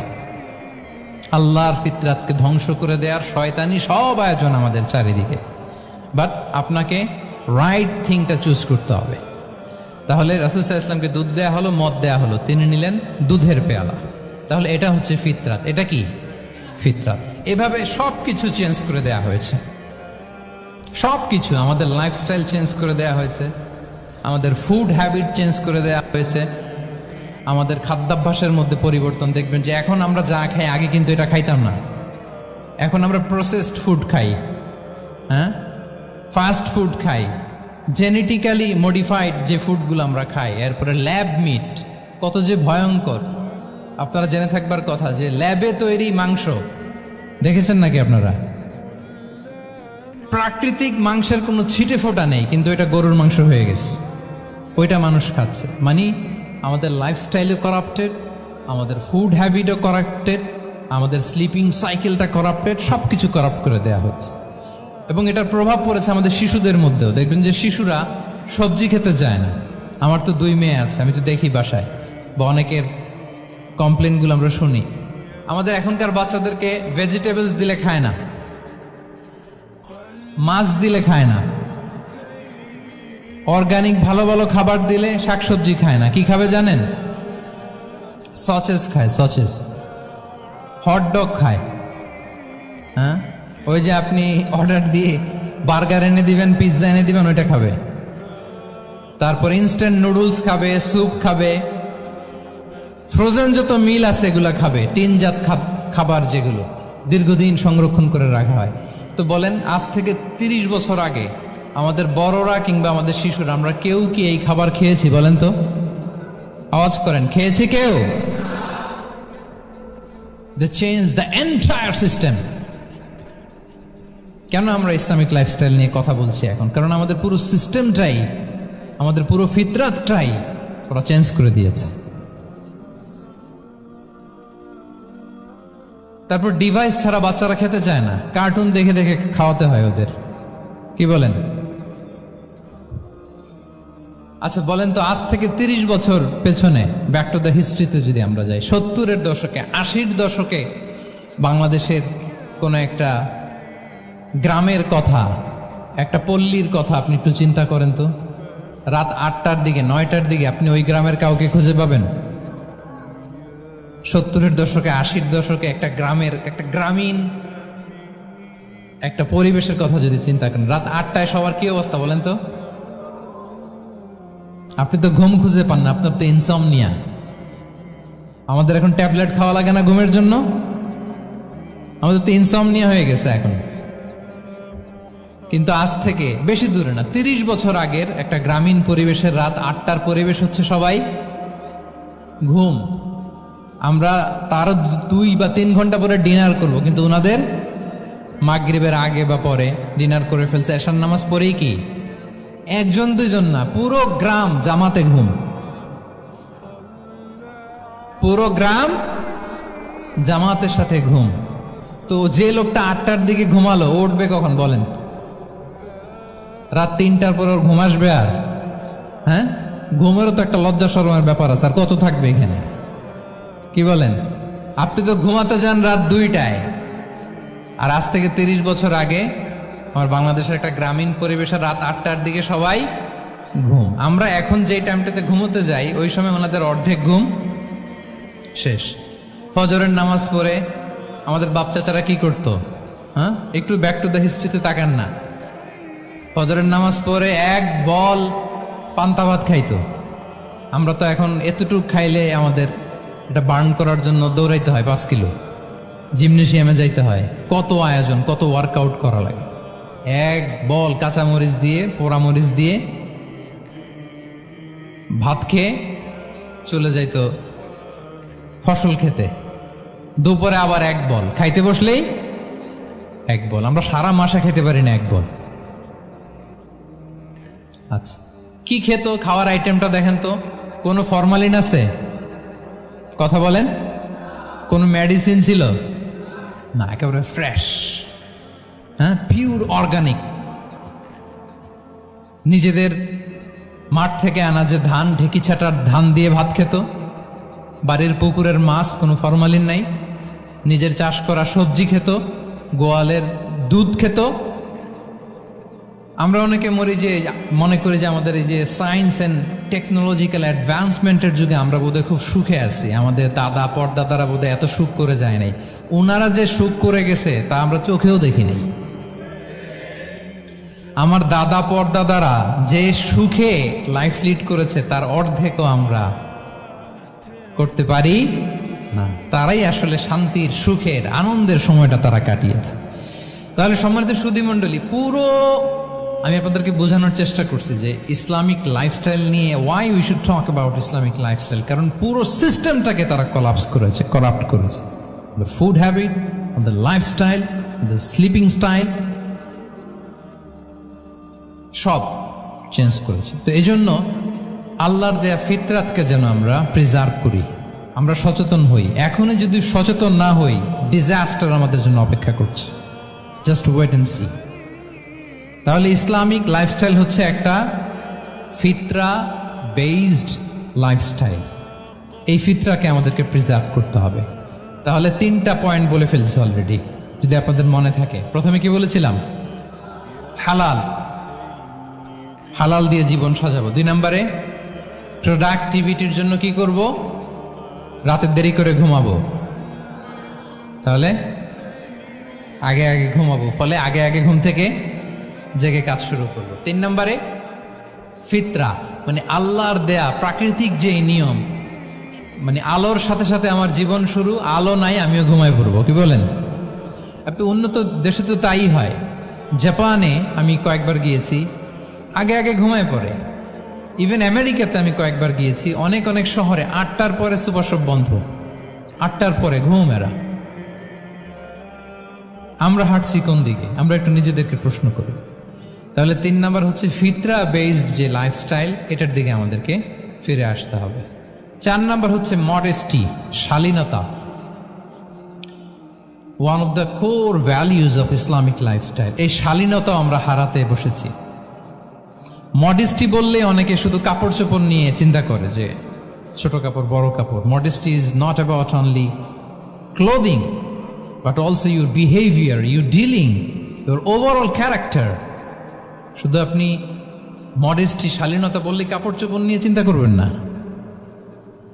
এটা আপনার মডেস্টি ইন ইউর স্পিচ, আপনার কথার মধ্যেও শব্দ চয়নেও মডেস্টি থাকতে হবে, আপনার বিহেভিয়ারে মডেস্টি থাকতে হবে, আপনার ডিলিংসে মডেস্টি থাকতে হবে। এই শালীনতা আমরা হারাচ্ছি। তার বিপরীতে আমাদের সমাজে অশ্লীলতার প্রসার হচ্ছে, লাজুকতা হারিয়ে যাচ্ছে। লাজুকতা, লজ্জা শরম থাকা, এটা যে কত বড় নেয়ামা। যেই জাতি একবার এটা হারিয়ে ফেলে আর কোনো কিছু দিয়ে, জোড়াতালি দিয়ে এটা তারা রিভাইভ করতে পারে না। এই যে ওয়েস্ট তো এখন যা যা আমাদেরকে শিখাইছে, যেটাকে আমরা স্ট্যান্ডার্ড মনে করি, আবার তারা ফিরতেছে। এই যে ডিভাইসের কথা বলছি না, আপনি অস্ট্রেলিয়ার খোঁজ খবর নেন, যারা খোঁজ নিয়েছেন তারা জানেন আন্ডার 16 কোনো বাচ্চা সোশ্যাল মিডিয়া ইউজ করতে পারে না অস্ট্রেলিয়াতে। 1 মাস অ্যাপ্লাই করে, কান্ট্রি ওয়াইড অ্যাপ্লাই করে দেখায় ফেলছে। Facebook, including Facebook, WhatsApp, Twitter, TikTok, 10টা অ্যাপস যেগুলো বাচ্চাদের মধ্যে এডিকশন নিয়ে আসে, এগুলো সব বন্ধ। জানেন এই নিউজটা? জানেন? মানে ফিরতেছে, উল্টা ফিরতেছে। এই যে শালীনতার কথা আমরা বলি, এটা হারাচ্ছে। রাসূল সাল্লাল্লাহু আলাইহি ওয়াসাল্লাম বলেন, যার শালীনতা নাই, ইযা লাম তাস্তাহি ফাসনা মা শি'তা, যখন তোমার লজ্জা শরম থাকবে না, যা মনে চায় তাই করো। শিশু মোহাম্মদ চলে গেল সেই বনু সাআদে, ছোট্ট মোহাম্মদ কাঁদে না, কাঁদে না কখনো। ক্ষুধা লাগলেও কাঁদে না, ব্যথা পেলেও কাঁদে না। কিন্তু ছোট্ট মোহাম্মদের প্রাইভেটসের জায়গা থেকে কাপড়টা যখন সরে যেত, শিশু মোহাম্মদ কেঁদে দিত। সুবহানাল্লাহ, শালীনতা। ইযা লাম তাস্তাহি ফাসনা মা শি'তা। রাসূল সাল্লাল্লাহু আলাইহি ওয়াসাল্লাম বলেছেন, যদি তোমার লজ্জা শরম না থাকে, লজ্জা শরমের মাথা যদি তুমি খাও, তুমি সব করতে পারবা, তোমাকে দিয়ে সব সম্ভব। তাহলে এই শালীনতা, এটা অনেক বড় নেয়ামা। সম্মানিত বন্ধুরা, আজকে দিনকে দিন আমাদের সমাজ থেকে শালীনতা হারিয়ে যাচ্ছে, লাজুকতা হারিয়ে যাচ্ছে। নারী পুরুষ উভয় দিক থেকে, বিশেষ করে আমাদের বোনদেরকে টার্গেট করা হয়েছে। নারীদেরকে, আমাদের বোনদেরকে, তাদেরকে প্ররোচিত করা হচ্ছে, তাদের সামনে আইডিয়া হাজির করা হচ্ছে যে নারী যত বেশি নগ্ন হতে পারে, সে তত বড় সাহসী নারী। বলেন, আমাদের সমাজে পত্রপত্রিকা আপনারা দেখেন না এটা? যে নারী নিজেকে যত এক্সপোজ করবে, সে তত বড় কি সাহসী নারী। এই তকমা তাকে দেয়া হচ্ছে। এটা টোটাল কমপ্লিট শয়তানের একটা মিশন। শয়তানের প্রথম মিশন হচ্ছে বনি আদমকে বিবস্ত্র করা। কি করা? আল্লাহ তাআলা আদম আলাইহিস সালাম, হাওয়া আলাইহিস সালামকে বলেছিলেন যে নিষিদ্ধ গাছ যেও না, খেও না। শয়তানের প্ররোচনায় খেয়ে ফেলেছিলেন, সাথে সাথে জান্নাতের পোশাক খুলে পড়েছে। তার মানে শয়তানের প্রথম মিশন হচ্ছে মানুষকে কি করা? নগ্ন করা। মানুষকে কি করা? নগ্ন করা। তাহলে আমাদের বোনদেরকে এমন ভাবে তাদের সামনে উপস্থাপন করা হচ্ছে, প্ররোচিত করা হচ্ছে, এবং বলা হচ্ছে নগ্নতার পথে যে বেশি হাঁটে সে নাকি তত সাহসী নারী। নাউযুবিল্লাহি মিন যালিক। তাহলে এই যে মানব জাতিকে বস্ত্রহীন করা, এটা শয়তানের একটা মিশন। তার বিপরীতে ইসলাম নারীকে সম্মান দিয়েছে, সম্মান করেছে। যে ঘরে প্রথমে কন্যা জন্মায়, খায়রুকুম মান বুখিরা বিল উনসা, সে ঘরটাকে আল্লাহ তাআলা বরকতময় করে দেয়। 2 সন্তান তো 2 জান্নাতের দরজা ওপেন। 2 কন্যা সন্তান, 3 কন্যা সন্তান তো 3টা জান্নাতের দরজা ওপেন। সুবহানাল্লাহ। স্ত্রী হয়ে যখন ঘরে যাবে, যে ব্যক্তি তার স্ত্রীর কাছে সেরা, পরিবারের কাছে সেরা, সে সবার কাছে সেরা, সে আল্লাহর কাছে সেরা। সুবহানাল্লাহ। এবং কোন মা যদি সন্তান জন্ম দিতে যে মারা যায়, কিয়ামতের দিন আল্লাহ তাআলা ওই মাকে শহীদদের কাতারে দাঁড় করাবেন। আর যদি সেফলি সন্তান ভূমিষ্ঠ হয়, আল্লাহ বলে মায়ের পায়ের নিচে ওই সন্তানের বেহেশত। সুবহান। কিভাবে নারীর স্টেটাস, মর্যাদাকে ইসলাম বাড়িয়েছে। এবং এই যে ইসলাম যে নারীকে যে ভিআইপি হিসেবে কনসিডার করে, হ্যাঁ, ইসলামের দেয়া নারীর ড্রেস কোড নিয়ে আমাদের অনেকের কত কথা, কত ক্রিটিক। এটা কেন করে? কারণ Islam consider women as a queen. ইসলাম তো নারীকে রানী হিসেবে কনসিডার করে। কি হিসেবে বলেন? আচ্ছা বলেন, যে কুইন হবে, যে রানী হবে, তার একটা স্পেশাল ড্রেস কোড থাকবে না? তার একটা স্পেশাল প্রোটোকল থাকবে না? রানীর সাথে কি যা মনে চায় তা করা যায়, দেখা করা যায়, তার কাছে যাওয়া যায়? আল্লাহু আকবার। কারণ ইসলাম চায় নারীদের জন্য পৃথিবীটা নিরাপদ হোক। ইসলাম চায় নিজ গৃহে বা কর্মক্ষেত্রে নারীরা নিরাপদ থাক। ইসলামের যত ভ্যালিউজ আছে, যত রুলস এন্ড রেগুলেশন আছে, এটা আমাদের ভালোর জন্য, মানব জাতির কল্যাণের জন্য। তাহলে এই অশ্লীলতা থেকে আমাদের যোজন যোজন দূরে থাকতে হবে। If you talk about Islamic lifestyle, আমাদেরকে শালীনতা, মডেস্টি ফিরিয়ে আনতে হবে। You have to maintain modesty. আমি যদি আরো ডিপে যাই, দেখেন এই যে প্রত্যেকের হাতে এক একটা করে পর্ন হাব হয়ে গেছে এখন, হয়েছে না? পর্নোগ্রাফির সয়লাভ, বিকৃত যৌনাচারের সয়লাভ। এখন নতুন নামে, নতুন মোড়কে, LGBT নামে আমাদের সমাজে নানা মোড়কে আমাদের সামনে উপস্থাপন করা হচ্ছে। শুনেছেন না এগুলো? আপনারা নাম শুনেছেন? এই যে ট্রান্সজেন্ডারিজম, নাম শুনছেন না? নিজের দেহ কাটাকাটি করে দিব্যি পুরুষ, 4 সন্তানের বাবা, এখন হঠাৎ করে বলে যে আমি মনে মনে নারী, তো সোসাইটি যেন আমাকে নারী স্বীকৃতি দেয়। বায়োলজিক্যালি দিব্যি নারী, 3 সন্তানের মা, এখন বলে যে এখন আমি মনে মনে ভাবতেছি পুরুষ, তো আমাকে পুরুষ হিসেবে তুমি কনসিডার করো। আল্লাহর দেয়া ফিতরাত, এই যে বলছি উল্টায় ফেলতেছে, এই ফিতরাতকে ধ্বংস করার সবচেয়ে জঘন্যতম এই নতুন যেটা বাজারজাত করা হচ্ছে যে আইডিওলজি, এটা হচ্ছে ট্রান্সজেন্ডারিজম। অধিকারের মোড়কে, তাও আসতেছে কিভাবে, কিসের মোড়কে বলেন তো? রাইটসের কথা বলে, যে এটা একটা রাইটস। এজন্য সম্মানিত সুধীমণ্ডলী, শালীনতার কোনো বিকল্প নেই। If you want to take care of yourself, if you want to take care of your family, your society, you have to maintain modesty. কোনো বিকল্প নেই, সাবধান হইতে হবে আমাদেরকে। তাহলে 4 নম্বরে কি? শালীনতা, মডেস্টি। শালীনতা হচ্ছে ইসলামিক লাইফস্টাইলের ভূষণ। এখন পরিকল্পিতভাবে এই শালীনতার কবর রচনা করা হচ্ছে আমাদের সমাজে। আপনারা কি রাগ করতেছেন? কথা ক্লিয়ারলি বুঝতে পারতেছেন? আমি যদি রয়ে শয়ে কথা বলি তা বুঝতে পারবেন আপনারা? ক্লিয়ারলি মেসেজগুলো আমি আপনাদের সামনে পৌঁছে দিচ্ছি। তাহলে কয়টা গেল? 4টা।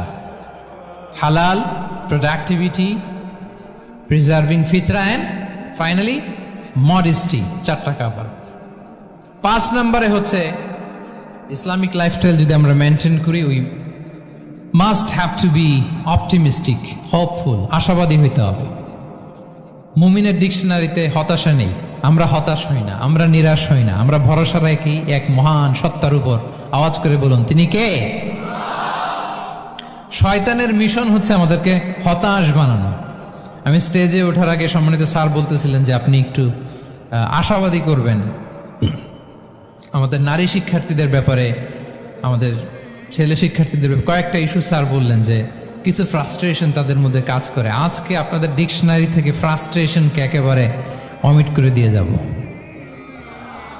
বলেন, বিশ্বাসীদের ডিকশনারিতে হতাশা বলে কোনো শব্দ আছে? ফ্রাস্ট্রেশন আছে? কারণ শয়তানের মিশন হচ্ছে আমাদেরকে হতাশ বানানো। কি বানানো? শয়তান আমাদেরকে আশাবাদী করতে চায় না, সে চায় আমরা যেন হতাশ হই। আমি ভুল করেছি, পাপ করেছি, অন্যায় করেছি, তো শয়তান সেই পাপের সাগরে আমাকে হাবুডুবু খাওয়াতে চায়, বলে আর অনেক ভুল হয়ে গেছে, অনেক দূর তুই চলে এসেছিস, আর আল্লাহ তোকে ক্ষমা করবে না, থাক এখানেই থাক, করতে থাক। এরকম শয়তান টেম্পটেশন দেয়, প্রভোকেশন করে। কিন্তু শয়তান জানে না যে আল্লাহর রহমতের দরিয়া কত বড়। শয়তানের মিশন হচ্ছে আমাদেরকে হতাশ বানানো, আর আল্লাহর বাণী আমাদের হৃদয়ে আশা জাগায়, আশাবাদী করে তোলে। আল্লাহর এই কিতাবের, কোরআনের প্রতিটি আয়াতে পরতে পরতে পাবেন আপনি মোটিভেশন, ইন্সপিরেশন। আল্লাহু আকবার। লা তাহজান ইন্নাল্লাহা মা'ানা। মনকে তুমি বুঝিয়ে বলো আল্লাহ আছেন আমার সাথে। জাহাঙ্গীরনগর বিশ্ববিদ্যালয়ের আমার সুপ্রিয় শিক্ষার্থী বন্ধুরা, এই বাক্যটি নিজের জীবনের জন্য, নিজের জীবনের সাথে সেট করে নেন।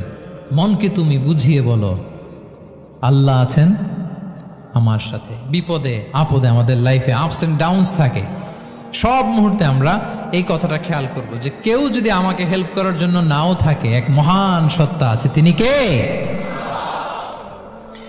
আল্লাহ রাসূল সাল্লাল্লাহু আলাইহি ওয়াসাল্লাম আবু বকর রাদিয়াল্লাহু তাআলা আনহু গারে সাউরে হিজরতের রাতে লুকিয়ে আছেন। কুরাইশরা খুঁজতেছে, আবু বকর রাদিয়াল্লাহু তাআলা আনহু তটস্থ, না জানি ধরা পড়ে যায়। তিনি বলছেন, কুরাইশরা আমাদের এত পাশ দিয়ে যাচ্ছে, একটু মাথা নিচু করলে দেখে ফেলবে আমাদের।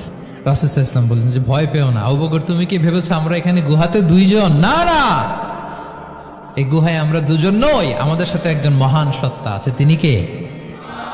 আমরা তিনজন এখানে। লা তাহজান ইন্নাল্লাহা মা'ানা, ভয় পেও না, হতাশ হয়ো না, নিশ্চয় আল্লাহ আমাদের সাথে আছেন। আল্লাহ তাআলা সরাসরি কথাটাকে কোরআনে কোট করেছেন যে লা তাহজান ইন্নাল্লাহা মা'ানা। তাহলে সুপ্রিয় বন্ধুরা, এই বাক্যটা আমাদের খেয়াল রাখতে হবে যাদের মধ্যে ফ্রাস্ট্রেশন কাজ করে, যে মনকে তুমি বুঝিয়ে বলো কে আছেন আমার সাথে? আল্লাহ আছেন আমার সাথে। এরকম কোরআনের পরতে পরতে অনেক আয়াত পাবেন। লা তাইয়াসু মির রাউহিল্লাহ ইন্নাহু লা ইয়াইয়াসু মির রাউহিল্লাহি ইল্লাল কওমুল কাফিরুন। আল্লাহর রহম থেকে নিরাশ হয়ো না। কাফিররা ছাড়া কেউ আল্লাহর রহম থেকে নিরাশ হয়? আমি আপনি আমাদের জীবনে কত ভুল করেছি, কত অন্যায় করেছি, কতটাই বা পাপ করেছি। মনে রাখবেন, আমাদের পাপ যত বড় হোক, আল্লাহর রহমতের দরিয়া তার চাইতেও বড়। ইন্না মা'আল উসরি ইউসরা ফাইন্না মা'আল উসরি ইউসরা, and verily with every hardship there is an ease. প্রত্যেক কষ্টের পরেই থাকে স্বস্তি। এই বাক্যগুলো কি আপনাকে মোটিভেশন দেয় না? এই কথাগুলো কি আপনাকে চাঙ্গা করে না? আপনার জীবনে ইন্সপিরেশন হয়ে আসে না এই কথাগুলো? ওয়ালা তাহিনু ওয়ালা তাহজানু ওয়া আনতুমুল আ'লাউনা ইন কুনতুম মুমিনিন। চিন্তা করো না, হতাশ হয়ো না, তোমাদেরই বিজয় হবে যদি তোমরা মুমিন হও। আল্লাহু আকবার।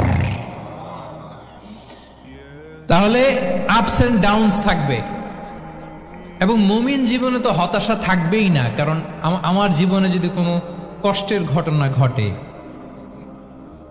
এটার জন্য আমি রিওয়ার্ড পাবো। আমি যদি অসুস্থ হই, আমার প্রত্যেক অসুস্থতার কারণে আমার পাপ মোচন হয়। সুবহানাল্লাহ পড়েন। আপনার জ্বর হইছে, এই জ্বরের কারণে আল্লাহ আপনার গুনাহ মাফ করবেন। আপনি ব্যথা পেয়েছেন, অসুস্থ হয়েছেন, আল্লাহ তাআলা গুনাহ মাফ করে দিবে। তাহলে হতাশার কোনো সুযোগ আছে বলেন? না।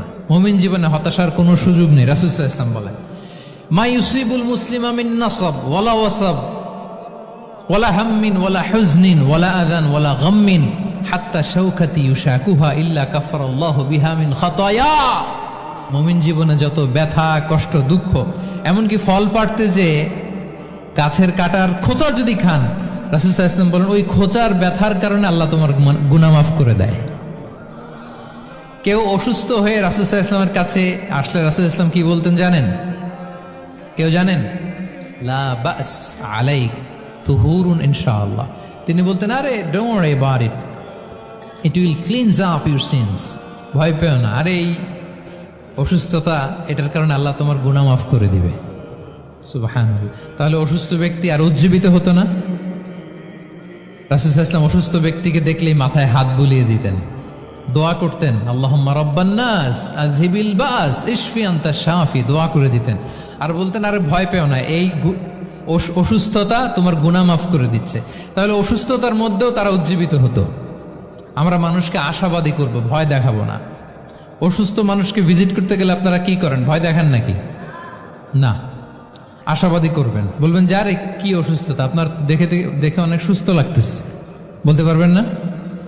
কিন্তু আমরা কি করি? কেউ অসুস্থ হইলে ওই অসুস্থতায় সবচেয়ে কষ্ট পেয়ে যে মারা গেছে তার হিস্ট্রি বলা শুরু করি। এরকম করে না অনেকে?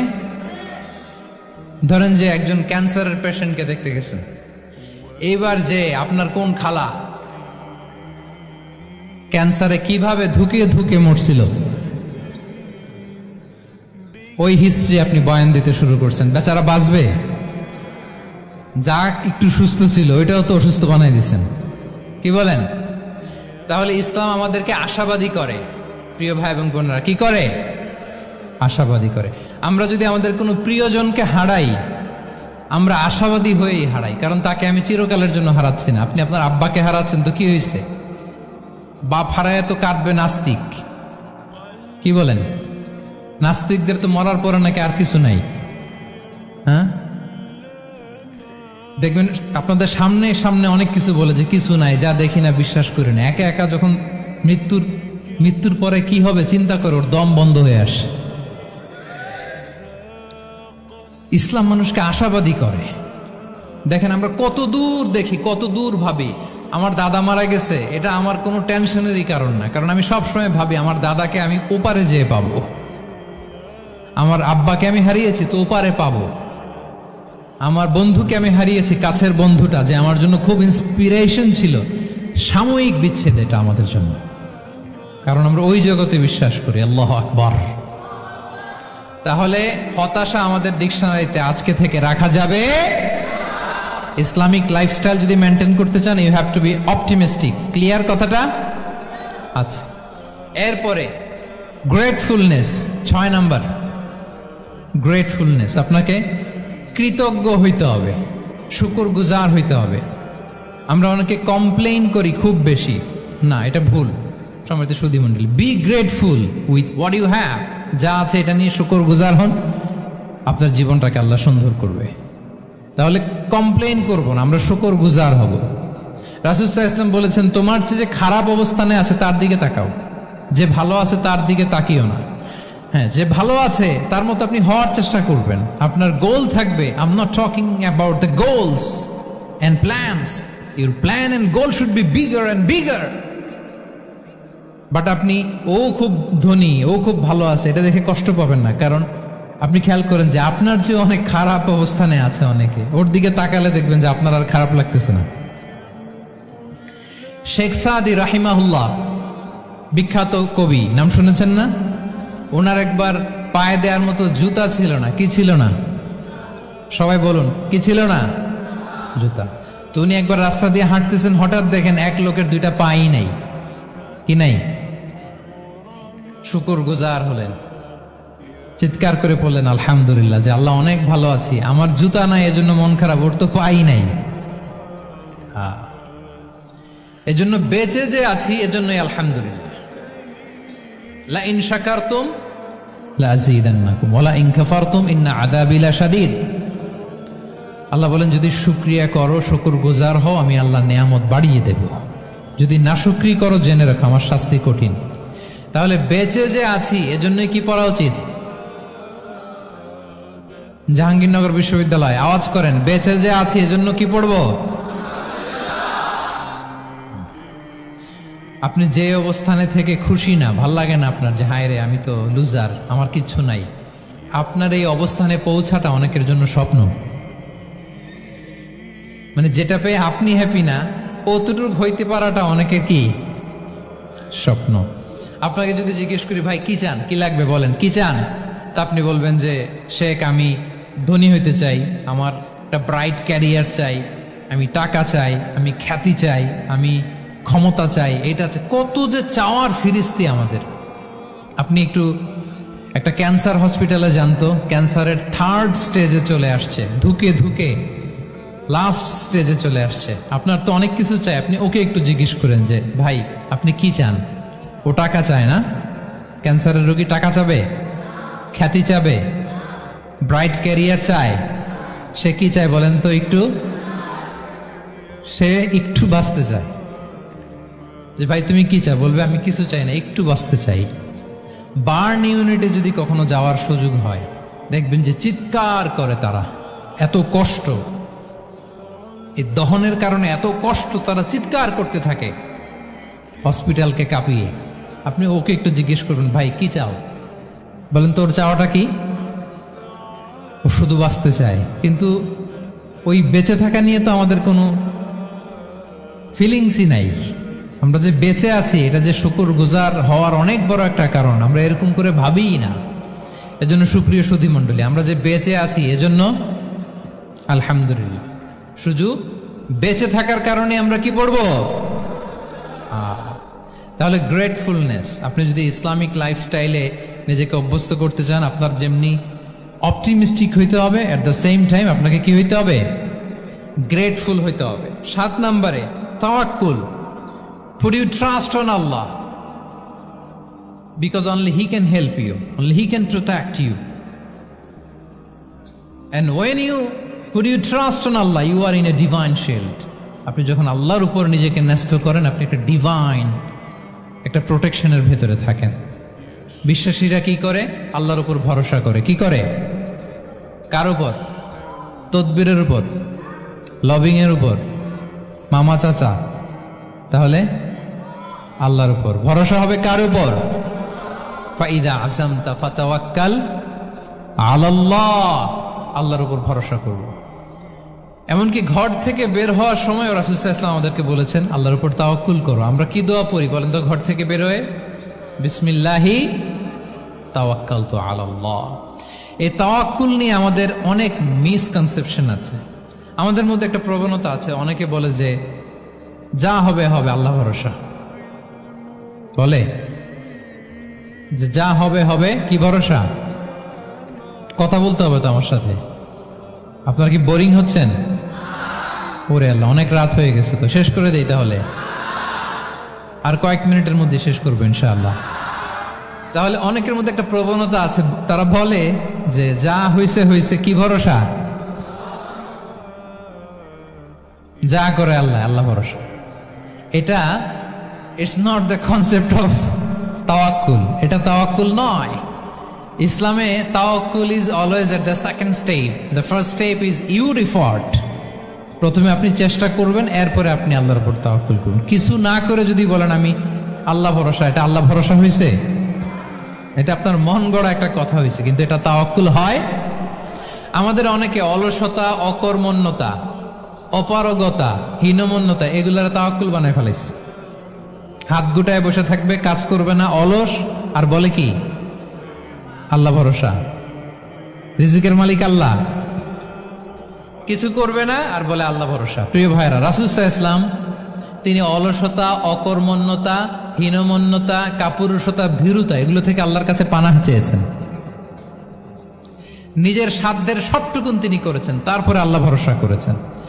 এবং পাখিকে ইসলামে তাওয়াক্কুলের মডেল বানানো হয়েছে। রাসূল সাল্লাল্লাহু আলাইহি ওয়াসাল্লাম বলেন, লাউ আন্নাকুম তাতাওয়াক্কালুনা আলাল্লাহি হাক্কা তাওয়াক্কুলিহি লা রাযাকাকুম কামা ইয়ারযুকুত তুয়ুর তাগদু খিমাসান ওয়া তারুহু বিতানান। মানে তোমরা যদি পাখির মতো তাওয়াক্কুল করো, তাহলে পাখিকে আল্লাহ যেমন রিজিক দেয় তোমাদেরকেও রিজিক দিবে। পাখি কি করে বলেন তো? প্রতিদিন সকালবেলায় ওর ঘরের ভিতরে বসে বলে যে আল্লাহ ভরসা। বলে বরঞ্চ কি করে সে? সকাল সকাল কিচির মিচির রবে, দিক দিগন্ত মাতিয়ে সে বের হয়ে যায়, সারাদিন ঘুরতে থাকে। তাহলে খালি পেটে সকালবেলায় পাখিগুলো বের হয়ে যায়, আকাশে বাতাসে ছুটে বেড়ায়, আর বিকেল বেলায় ওদর পূর্তি করে প্রতিটা পাখিকে তার নিড়ে ফিরিয়ে দেয় কে? আপনারা তো বোঝা অনেক সহজ। এটা তো নাকি একেবারে আপনাদের জাহাঙ্গীরনগর, এটা তো নাকি পাখিদের অভয়ারণ্য শুনলাম আমি। কখনো আসা হয়নি আমার, দিনের বেলা আসা দরকার ছিল, তাহলে আপনাদের ক্যাম্পাস বিউটি আমি দেখতে পেতাম। তো পাখি কিন্তু বসে থাকে না, সকালে কি করে? খালি পেটে পাখিগুলো বেরিয়ে যায়, ওরা ওদের রোল প্লে করে, চেষ্টা করে, এরপরে বিকেলবেলা ওদর পূর্তি করে তাদেরকে নিড়ে ফিরিয়ে দেয় কে? তাহলে পাখিকে তাওয়াক্কুলের মডেল বানানো হয়েছে। আপনি হাত গুটিয়ে বসে থেকে বললেন আল্লাহ ভরসা, এটা হয়েছে না। আপনি আপনার সর্বোচ্চটুকুন চেষ্টা করবেন, সব করার পরে এরপরে আপনি বলবেন আল্লাহ ভরসা। তাহলে তাওয়াক্কুল হলো প্রথমে যে কোনো জিনিস অ্যাচিভ করার জন্য পরিকল্পনা করা, তারপর সে পরিকল্পনা বাস্তবায়নের উপায় বের করা, তারপর বিভিন্ন উপায় উপকরণের সাহায্য নিয়ে সেটা অ্যাচিভ করার জন্য প্রাণান্তকর প্রচেষ্টা চালিয়ে যাওয়া, অবশেষে ফলাফলের জন্য কার উপর নির্ভর করা। দিস ইজ কল্ড তাওয়াক্কুল। এখন আমি কিছুই করলাম না, বললাম যে যা করে আল্লাহ, তাওয়াক্কুল হয়েছে তো না? আমাদের সমাজে দুইটা ধারণা। কেউ কেউ বলে আরে আমি তো সব করব, তাওয়াক্কুলের দরকার কি? Absolutely wrong. আবার অনেকে মনে করে আল্লাহই সব করে দিবে, এটাও absolutely wrong. The concept of Islam is in between this two extreme lines. এই দুইটার মাঝখানে হচ্ছে তাওয়াক্কুল। তাহলে তাওয়াক্কুলের মেকানিজম হচ্ছে আমার সাধ্যের সবটুকুন আমি করব, তারপরে আল্লাহ সাহায্য আসবে, সেজন্য আমি তাওয়াক্কুল করব। আপনারা মুসা আলাইহিস সালামের ঘটনা জানেন। উনি যখন বনী ইসরায়েলকে নিয়ে লোহিত সাগরের সামনে আসলেন, ফেরাউন তার সৈন্য নিয়ে ধাওয়া করলো, আল্লাহ তাআলা সাথে সাথে কি রাস্তা বানাই দিলেন নাকি? সাগরের মাঝখানে না। আল্লাহ বললেন আনিদ্রিব বিআসাকাল বাহর, লাঠি দিয়ে একটা বাড়ি মারো সাগরে। মুসা আলাইহিস সালাম বাড়ি না মারলে তো আল্লাহ রাস্তা বানাতে পারতেন না, না পারতেন না? পারতেন, কিন্তু এটা তাওয়াক্কুলের মেকানিজম নয়। ওনাকে বলেছেন বাড়ি মারো, উনি লাঠি দিয়ে বাড়ি মারলেন, বিশাল রাস্তা হয়ে গেল। ম্যারি মারিয়াম আলাইহিস সালাম যখন ঈসা আলাইহিস সালামকে ডেলিভারি করলেন, ক্লান্ত শ্রান্ত ক্ষুধার্ত, কি খাবেন? আল্লাহ তাআলা বললেন ওয়াহুজ্জি ইলাইকি বিজিযইন নাখলাতি তুসাকিত আলাইকি রুতাবান জানিয়া, মানে ম্যারি মানে মারিয়াম, একটু কষ্ট করে উঁচু হয়ে পাশে একটা খেজুর গাছ আছে, ওটা ডাল ধরে টান দাও, টসটসে পাকা খেজুর পড়বে নিচে, ওইটা খাও। উনি টান না দিলে আল্লাহ এমনি অটোমেটিক্যালি পাঠাতে পারতেন না খেজুর? আল্লাহ পাঠান। তাহলে এই পৃথিবীর সিস্টেম হচ্ছে আপনাকে কষ্ট করতে হবে, আপনার রোলটা আপনাকে প্লে করতে হবে। ইসলামে tawakkul is always at the second step, the first step is your effort. আপনাকে চেষ্টা করতে হবে, তারপরে আপনি তাওয়াক্কুল করবেন, তাহলে এটা প্রপার তাওয়াক্কুল হবে। তাহলে এখন থেকে হাত গুটিয়ে বসে থেকে আল্লাহ ভরসা বলবেন? বলবেন? আমরা এটা ভুল করে ফেলি, রাসূল সাল্লাল্লাহু আলাইহি ওয়াসাল্লাম, ওনার কাছে আল্লাহ সাহায্য আসতো, জিবরিল আলাইহিস সালামও আসতো, তারপরেও কখনো তিনি নিজের ভাগ্য আল্লাহর হাতে ছেড়ে দিতেন না। আমাদের মতো যা করে আল্লাহ ভরসা বলে কখনো নিজের ভাগ্য আল্লাহর হাতে ছেড়ে দিতেন, বরং নিজের সাধ্যের সবটুকুন দিয়ে তিনি চেষ্টা করতেন। তারপর তিনি ভরসা করতেন কার উপর? আপনি হিজরতের ঘটনাটা দেখেন। আল্লাহ যেদিন বললেন যে আজ রাতেই তুমি আর আবু বকর হিজরত করো, রাসূল সাল্লাল্লাহু আলাইহি ওয়াসাল্লাম ওই দিন দুপুরবেলা আবু বকর রাদিয়াল্লাহু তাআলা আনহুর ঘরে গেলেন। তিনি কখনো দুপুরবেলা বেরোন না, তিনি কখনো মাস্ক পরে বেরোতেন না। সেদিন তিনি মাস্ক পরে বেরোলেন, খারাজা মুতাকান্নিয়ান, মুখ ঢেকে বেরোলেন। আবু বকর রাদিয়াল্লাহু তাআলা আনহুর ঘরে যেয়ে বলেন, আবু বকর আখরিজ মান ফিল বাইত, ঘরে যারা আছে বের করে দাও, প্রাইভেট আলাপ আছে। আবু বকর রাদিয়াল্লাহু তাআলা আনহু বললেন, ইয়া রাসূলুল্লাহ, আসমা আর আয়েশা একজন তো আপনার পরিবার আর একজন তার বোন, আমরাই তো, বলেন। রাসূল সাল্লাল্লাহু আলাইহি ওয়াসাল্লাম আশ্বস্ত হলেন, বললেন যে আজ রাতেই আমরা হিজরত করব, আজ রাতেই। মক্কা থেকে মদিনা হচ্ছে উত্তর দিকে, কোন দিকে? আপার নর্থ।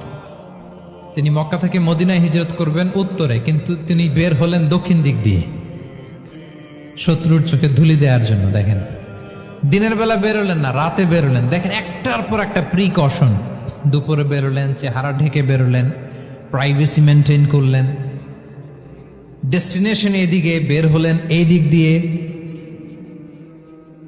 সবার চোখের অন্তরালে তিনি বের হলেন। এবং তিনি আবু বকর রাদিয়াল্লাহু তাআলা আনহুকে বললেন, সবাই যেই পথে মদিনা যায় আমরা কিন্তু ওই পথে যাব না, ক্যারাভানগুলো যেই পথে যায় ওই পথে না, সাওয়াহিলি একটা আনইউজুয়াল রুট ধরে আমরা যাব, সাগরের পার ঘেঁষে ঘেঁষে, যাতে ওরা বুঝতে না পারে। এই জন্য আবু বকর রাদিয়াল্লাহু তাআলা আনহু একজনকে ভাড়া করলেন, আব্দুল্লাহ ইবনে উরাইকেত নামে, যে আনইউজুয়াল রাউটটা চিনে, যে সাগরের পাশ ঘেঁষে চলে যাওয়া পথ দিয়ে মক্কা থেকে রাসূল সাল্লাল্লাহু আলাইহি ওয়াসাল্লামকে মদিনায় পৌঁছায় দেবে। দুইটা উট তিনি 2 মাস ধরে এটাকে নার্চারিং করে রাখলেন। 3 দিন আবু বকর রাদিয়াল্লাহু তাআলা আনহু এবং রাসূল সাল্লাল্লাহু আলাইহি ওয়াসাল্লাম গারে সাউরে অবস্থান করলেন 3 দিন, যাতে করে বুঝতে পারেন যে মক্কায় তাদের ব্যাপারে কি বলা হয়। এবং আবু বকর রাদিয়াল্লাহু তাআলা আনহুর ছোট্ট ছেলে আব্দুল্লাহকে অ্যাসাইন করা হলো যে, আব্দুল্লাহ, তুমি তো ছোট মানুষ, তুমি প্রতিদিন মক্কার বাজারে যে শুনবা যে আমাদের ব্যাপারে কুরাইশরা কি বলে, নিশ্চয়ই তারা তন্ন তন্ন হয়ে আমাদেরকে খুঁজবে, না পেয়ে ওরা কি কি পলিসি নেয় এটা এসে আমাদেরকে জানাবা। সুবহানাল্লাহ। ছোট্ট আব্দুল্লাহ মক্কার বাজারে কে কি বলে শুনে গোয়েন্দার মতো করে, স্পাইয়ের মতো করে সে তথ্যগুলো নিয়ে, খাবার নিয়ে গারে সাউরে প্রতিদিন ইনফরমেশন পাস করে আসতো, আবার খাবার দিয়ে আসতো। আচ্ছা বলেন তো, এই ছোট্ট আব্দুল্লাহ যেই পথে যায় মরুভূমির উপরে তার ফুটপ্রিন্ট আছে না, আব্দুল্লাহর ফুটপ্রিন্ট। তো কোরাইশরা তো তন্ন তন্ন হয়ে রাসূল সাল্লাল্লাহু আলাইহি ওয়াসাল্লামকে খুঁজতেছে, ডানে বায়ে সামনে পেছনে সব জায়গায়। তারা যদি আব্দুল্লাহর ছোট্ট পায়ের ছাপ পায় আর সেটাই যদি ফলো করে, তাহলে ডিরেক্টলি তারা কোথায় যেয়ে পৌঁছবে? রাসূল সাল্লাল্লাহু আলাইহি ওয়াসাল্লামের কাছে, গারে সাউরে। আল্লাহ রাসূল সাল্লাল্লাহু আলাইহি ওয়াসাল্লাম কি করলেন? আবু বকর রাদিয়াল্লাহু তাআলা আনহু কি করলেন? আমির ইবনে ফুহায়রা নামে আরেকটা লোককে অ্যাসাইন করলেন যে 3 দিনের জন্য আব্দুল্লাহ যখন তথ্য নিয়ে খাবার দিয়ে চলে যাবে, আমির ইবনে ফুহায়রা, তোমার কাজ হচ্ছে যেই পথ দিয়ে আব্দুল্লাহ হেঁটেছে এই পথ দিয়ে তুমি আমাদের ছাগলগুলাকে একটু চড়াই দিবা। তাহলে ওখানে ওই বাচ্চার আর ফুটপ্রিন্ট থাকবে না, ওই ছাগলগুলোর পায়ের ছাপ থাকবে। অনেক লম্বা ঘটনা, এরকম একটার পর একটা প্রিকশন আল্লাহ রাসূল সাল্লাল্লাহু আলাইহি ওয়াসাল্লাম এবং আবু বকর রাদিয়াল্লাহু তাআলা আনহু ওনারা নিয়ে তারপরে হিজরতের পথে রওনা হয়েছেন। এবং যখন রওনা হয়েছেন, রাসূল সাল্লাল্লাহু আলাইহি ওয়াসাল্লাম আর ডানে বায়ে তাকান না, তিনি কোরআন তেলাওয়াত করছিলেন। হি ওয়াজ রিসাইটিং দ্য কোরআন, কারণ now he is in the state of tawakkul. এখন তিনি তাওয়াক্কুল করতেছেন। তাহলে বলেন তো, তাওয়াক্কুল কি শুরুতে না শেষে? তারপরে কতটা শেষে? আপনার চেষ্টা, আপনার তদবির, আপনার লবিং, আপনার এফর্ট, আপনার সাধ্যের নাগালে থাকা সব কিছু উজাড় করে দেওয়ার পরে আপনি বলবেন তাওয়াক্কালতু। আমরা করি কি? আমরা কি করি? আল্লাহ ভরসা। ভাই কি প্ল্যান আপনার? হুজুর আল্লাহ ভরসা। এবার বলেন, এটা হয়েছে? এটা কি আসলে দ্য প্রপার কনসেপ্ট অফ তাওয়াক্কুল হয়েছে প্রিয় ভাই এবং বোনেরা? হয় নাই। কারণ তাওয়াক্কুল is always at the second step. The first step is you referred. আপনি আপনার সাধ্যের সবটুকু করবেন, তারপর কি করবেন? ক্লিয়ার? সব শেষ। কথা হচ্ছে, আপনি যদি ইসলামিক লাইফস্টাইল মেনটেন করতে চান, আপনাকে উম্মাহ সেন্ট্রিক অ্যাটিটিউডের অধিকারী হইতে হবে। উম্মাহ সেন্ট্রিক। আমাদের মুসলিম উম্মাহ একটা দুঃখী উম্মাহ, নেতৃত্বহীন উম্মাহ, বলিষ্ঠ নেতৃত্বের অভাবে এদিক থেকে লাথি মারলে আমরা এদিকে যাই, এদিক থেকে মারলে এদিকে যাই। শুধু একটা স্ট্রং লিডারশিপের অভাব, ঠিক কিনা বলেন? এই যে আমাদের রোহিঙ্গা ভাইয়েরা 10 মিলিয়ন আসছে, ওনারা এখন 1 মিলিয়ন আসছে, 10 লাখ, এখন বোধহয় 2 মিলিয়ন প্লাস হয়ে গেছে বা 3 মিলিয়ন হয়ে গেছে। আমি গত মাসে গিয়েছিলাম রোহিঙ্গা ক্যাম্পে দেখার জন্য তাদের কি অবস্থা। এমন মানবতার জীবনযাপন তারা করতেছে। ধর্মে তারা কোন ধর্মের বলেন তো? আমাদের ভাই, আমাদের বোনেরা, তাদের কোনো সলিউশন নাই। কাশ্মীরের ভাই বোনদের কি অবস্থা দেখেন তো। আর গাজার অবস্থা নাই বা বললাম।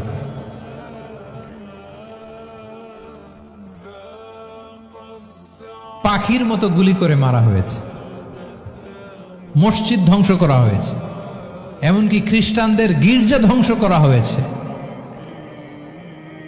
একটা লিডারশিপের, একটা স্ট্রং লিডারশিপের অভাবে আজকে আমাদের এই অবস্থা। এই জন্য আপনি যদি ইসলামিক লাইফস্টাইলের কথা বলেন, অফকোর্স আপনাকে উম্মাহ সেন্ট্রিক মেন্টালিটির হতে হবে। এই দুঃখী উম্মাকে নিয়ে আপনার প্রজেক্ট থাকতে হবে। আমরা আমাদের নিজেদের শক্তি, সম্ভাবনা, ঐতিহ্য এগুলো একেবারে ভুলতে বসেছি। আমরা যে যোদ্ধা ছিলাম, আমরা যে বিজয়ী ছিলাম, আমরা বেমালুম ভুলেই গিয়েছি। জ্ঞান বিজ্ঞানে একসময় আমরা লিড দিয়েছি, ঠিক কিনা বলেন? আমাদের জাবের ইবনে হাইয়ান ছিল, আমাদের আল বিরুনি ছিল, আমাদের আল ইদ্রিসি ছিল, আমাদের আল ফারাবি ছিল। এই নলেজ এখন ওয়েস্টে ট্রান্সফার হয়েছে, সেই নলেজ আবার ট্রান্সফার হয়ে আমাদের করতলগত একদিন হবে ইনশাআল্লাহ। তো এই প্রজেক্ট তো আমাদের নাই। একদিন যে আমাদের হাতে আসবে, হুজুর আল্লাহ ভরসা নাকি? শুধু আল্লাহ ভরসা বলে বসে থাকলে হবে? সেলফ সেন্টার্ড হওয়া যাবে না, উম্মাহ সেন্ট্রিক আমাদেরকে হইতে হবে। উম্মার জন্য আপনার হৃদয়ে একটা দরদ থাকতে হবে। অন্যের জন্য কাজ করার একটা মেন্টালিটি আমাদের গ্রো করতে হবে। যারা অন্যের জন্য করে তারা জানে যে এটাতে কি সুখ, কি মজা। আপনি অন্যকে দান করে দেখেন, একটা সুখানুভূতি আপনার মধ্যে কাজ করবে। এবং রাসূল সাল্লাল্লাহু আলাইহি ওয়াসাল্লাম বলেন, আল্লাহু ফি আউনিল আবদি মা দামাল আবদু ফি আউনি আখিহি। আল্লাহ তাআলা ততক্ষণ পর্যন্ত বান্দার সাহায্যে থাকে, ওই বান্দার, যতক্ষণ পর্যন্ত এই বান্দা তার ভাইয়ের সাহায্যে থাকে। এজন্য আমাদের প্রতিটি কাজে, পদক্ষেপে আমাদের নির্যাতিত ভাইয়েরা যেন তারা আমাদের চিন্তায় থাকে, তারা যেন আমাদের দোয়ায় থাকে, আমাদের সহযোগিতায় থাকে, এবং উম্মার জাগরণে যেন নিবেদিত হয় আমাদের সকল এফোর্ট, সকল প্রজেক্ট, সকল প্রচেষ্টা। কি পারা যাবে কিনা বলেন? উম্মার জন্য এরকম স্যাক্রিফাইসিং মেন্টালিটি আমাদের থাকার দরকার আছে না নাই বলেন? তাহলে উম্মা সেন্ট্রিক মেন্টালিটি আমাদের করতে হবে সম্মানিত সুধী মণ্ডলী। তাহলে ইসলামিক লাইফস্টাইল নিয়ে যদি আমরা কথা বলি, আমাদের উম্মা সেন্ট্রিক হওয়ার কোনো বিকল্প নাই। আমি যদি পুরো আলোচনার সামারি করি, তাহলে বলতে হবে, শুরুতে আমি যেটা বলেছিলাম যে এখানে পিক অ্যান্ড চুজ করে ইসলামিক লাইফস্টাইল অ্যাডাপ্ট করার আমাদের কোনো সুযোগ মনে আছে? যেই কথা দিয়ে শুরু করেছিলাম, পিক অ্যান্ড চুজ করা যাবে মন মতো না, পুরোটাই মানতে হবে। এবং মোস্ট লাইকলি 8টা core values of Islamic lifestyle আমি আপনাদের সাথে শেয়ার করেছি। একটু যদি রিকল করি, 1 নম্বরে কি বলেছিলাম বলেন তো? হালাল মেনটেন করতে হবে, হারামের সাথে আমাদের কোনো সম্পর্ক। 2 নম্বরে প্রোডাক্টিভিটি। 3 নম্বরে ফিতরা বেসড লাইফস্টাইল হতে হবে। 4 নম্বরে মডেস্টি। 5 নম্বরে হতাশ হওয়া যাবে না, মনকে তুমি বুঝিয়ে বলো আল্লাহ আছেন আমার সাথে, অপটিমিজম। তারপরে আল্লাহর উপর ভরসা করা, গ্রেটফুলনেস। 7 নম্বরে কোনো কিছু না করে, হ্যাঁ, সব কিছু করার পরে, মাশাআল্লাহ, অ্যাবসলিউটলি রাইট আনসার। সব কিছু আমার সাধ্যের সবটুকুন করার পরে কি করব? কার উপর তাওয়াক্কুল করব, এবং আমরা উম্মাহ সেন্ট্রিক চিন্তা লালন করব, উম্মাহ কেন্দ্রিক। পারা যাবে তো? এই কোর ভ্যালিউজগুলো যদি আপনি মেনটেন করেন, this would be the Islamic lifestyle. সম্মানিত সুধী, ইসলাম আমাদেরকে যে লাইফস্টাইল প্রেসক্রাইব করেছে, সেই প্রেসক্রাইব লাইফস্টাইলই আমাদেরকে সাবস্ক্রাইব করতে হবে। এর বাইরে মুসলিমের কোনো লাইফস্টাইল থাকতে পারে? এর বাইরে অন্য কোনো লাইফস্টাইল আল্লাহর কাছে গ্রহণযোগ্য হতে পারে? আল্লাহ তাআলা আমাদের সবাইকে কথাগুলো বোঝার ও আমল করার তৌফিক দান করুন। সম্মানিত সুধী মণ্ডলী, আমি আবারও পাঠশালাকে শুকরিয়া জানাই, বিশ্ববিদ্যালয় কর্তৃপক্ষকে শুকরিয়া জানাই, এবং দীর্ঘ 1 ঘন্টারও বেশি সময় ধরে আপনারা যারা এই লম্বা আধুনিক যুগে ইসলামিক লাইফস্টাইল শিরোনামের এই সেমিনারে অংশগ্রহণ করলেন, আপনাদের সবাইকে আবারও প্রাণ ঢালার শুভেচ্ছা এবং অভিনন্দন জানিয়ে আমার আলোচনা এখানে আমি শেষ করছি। হাদা মা ইনদি ওয়াল ইলমু ইনদাল্লাহি আলাইহি তাওয়াক্কালতু ওয়া ইলাইহি উনীব। ওয়াসসালামু আলাইকুম ওয়া রাহমাতুল্লাহি ওয়া বারাকাতুহু।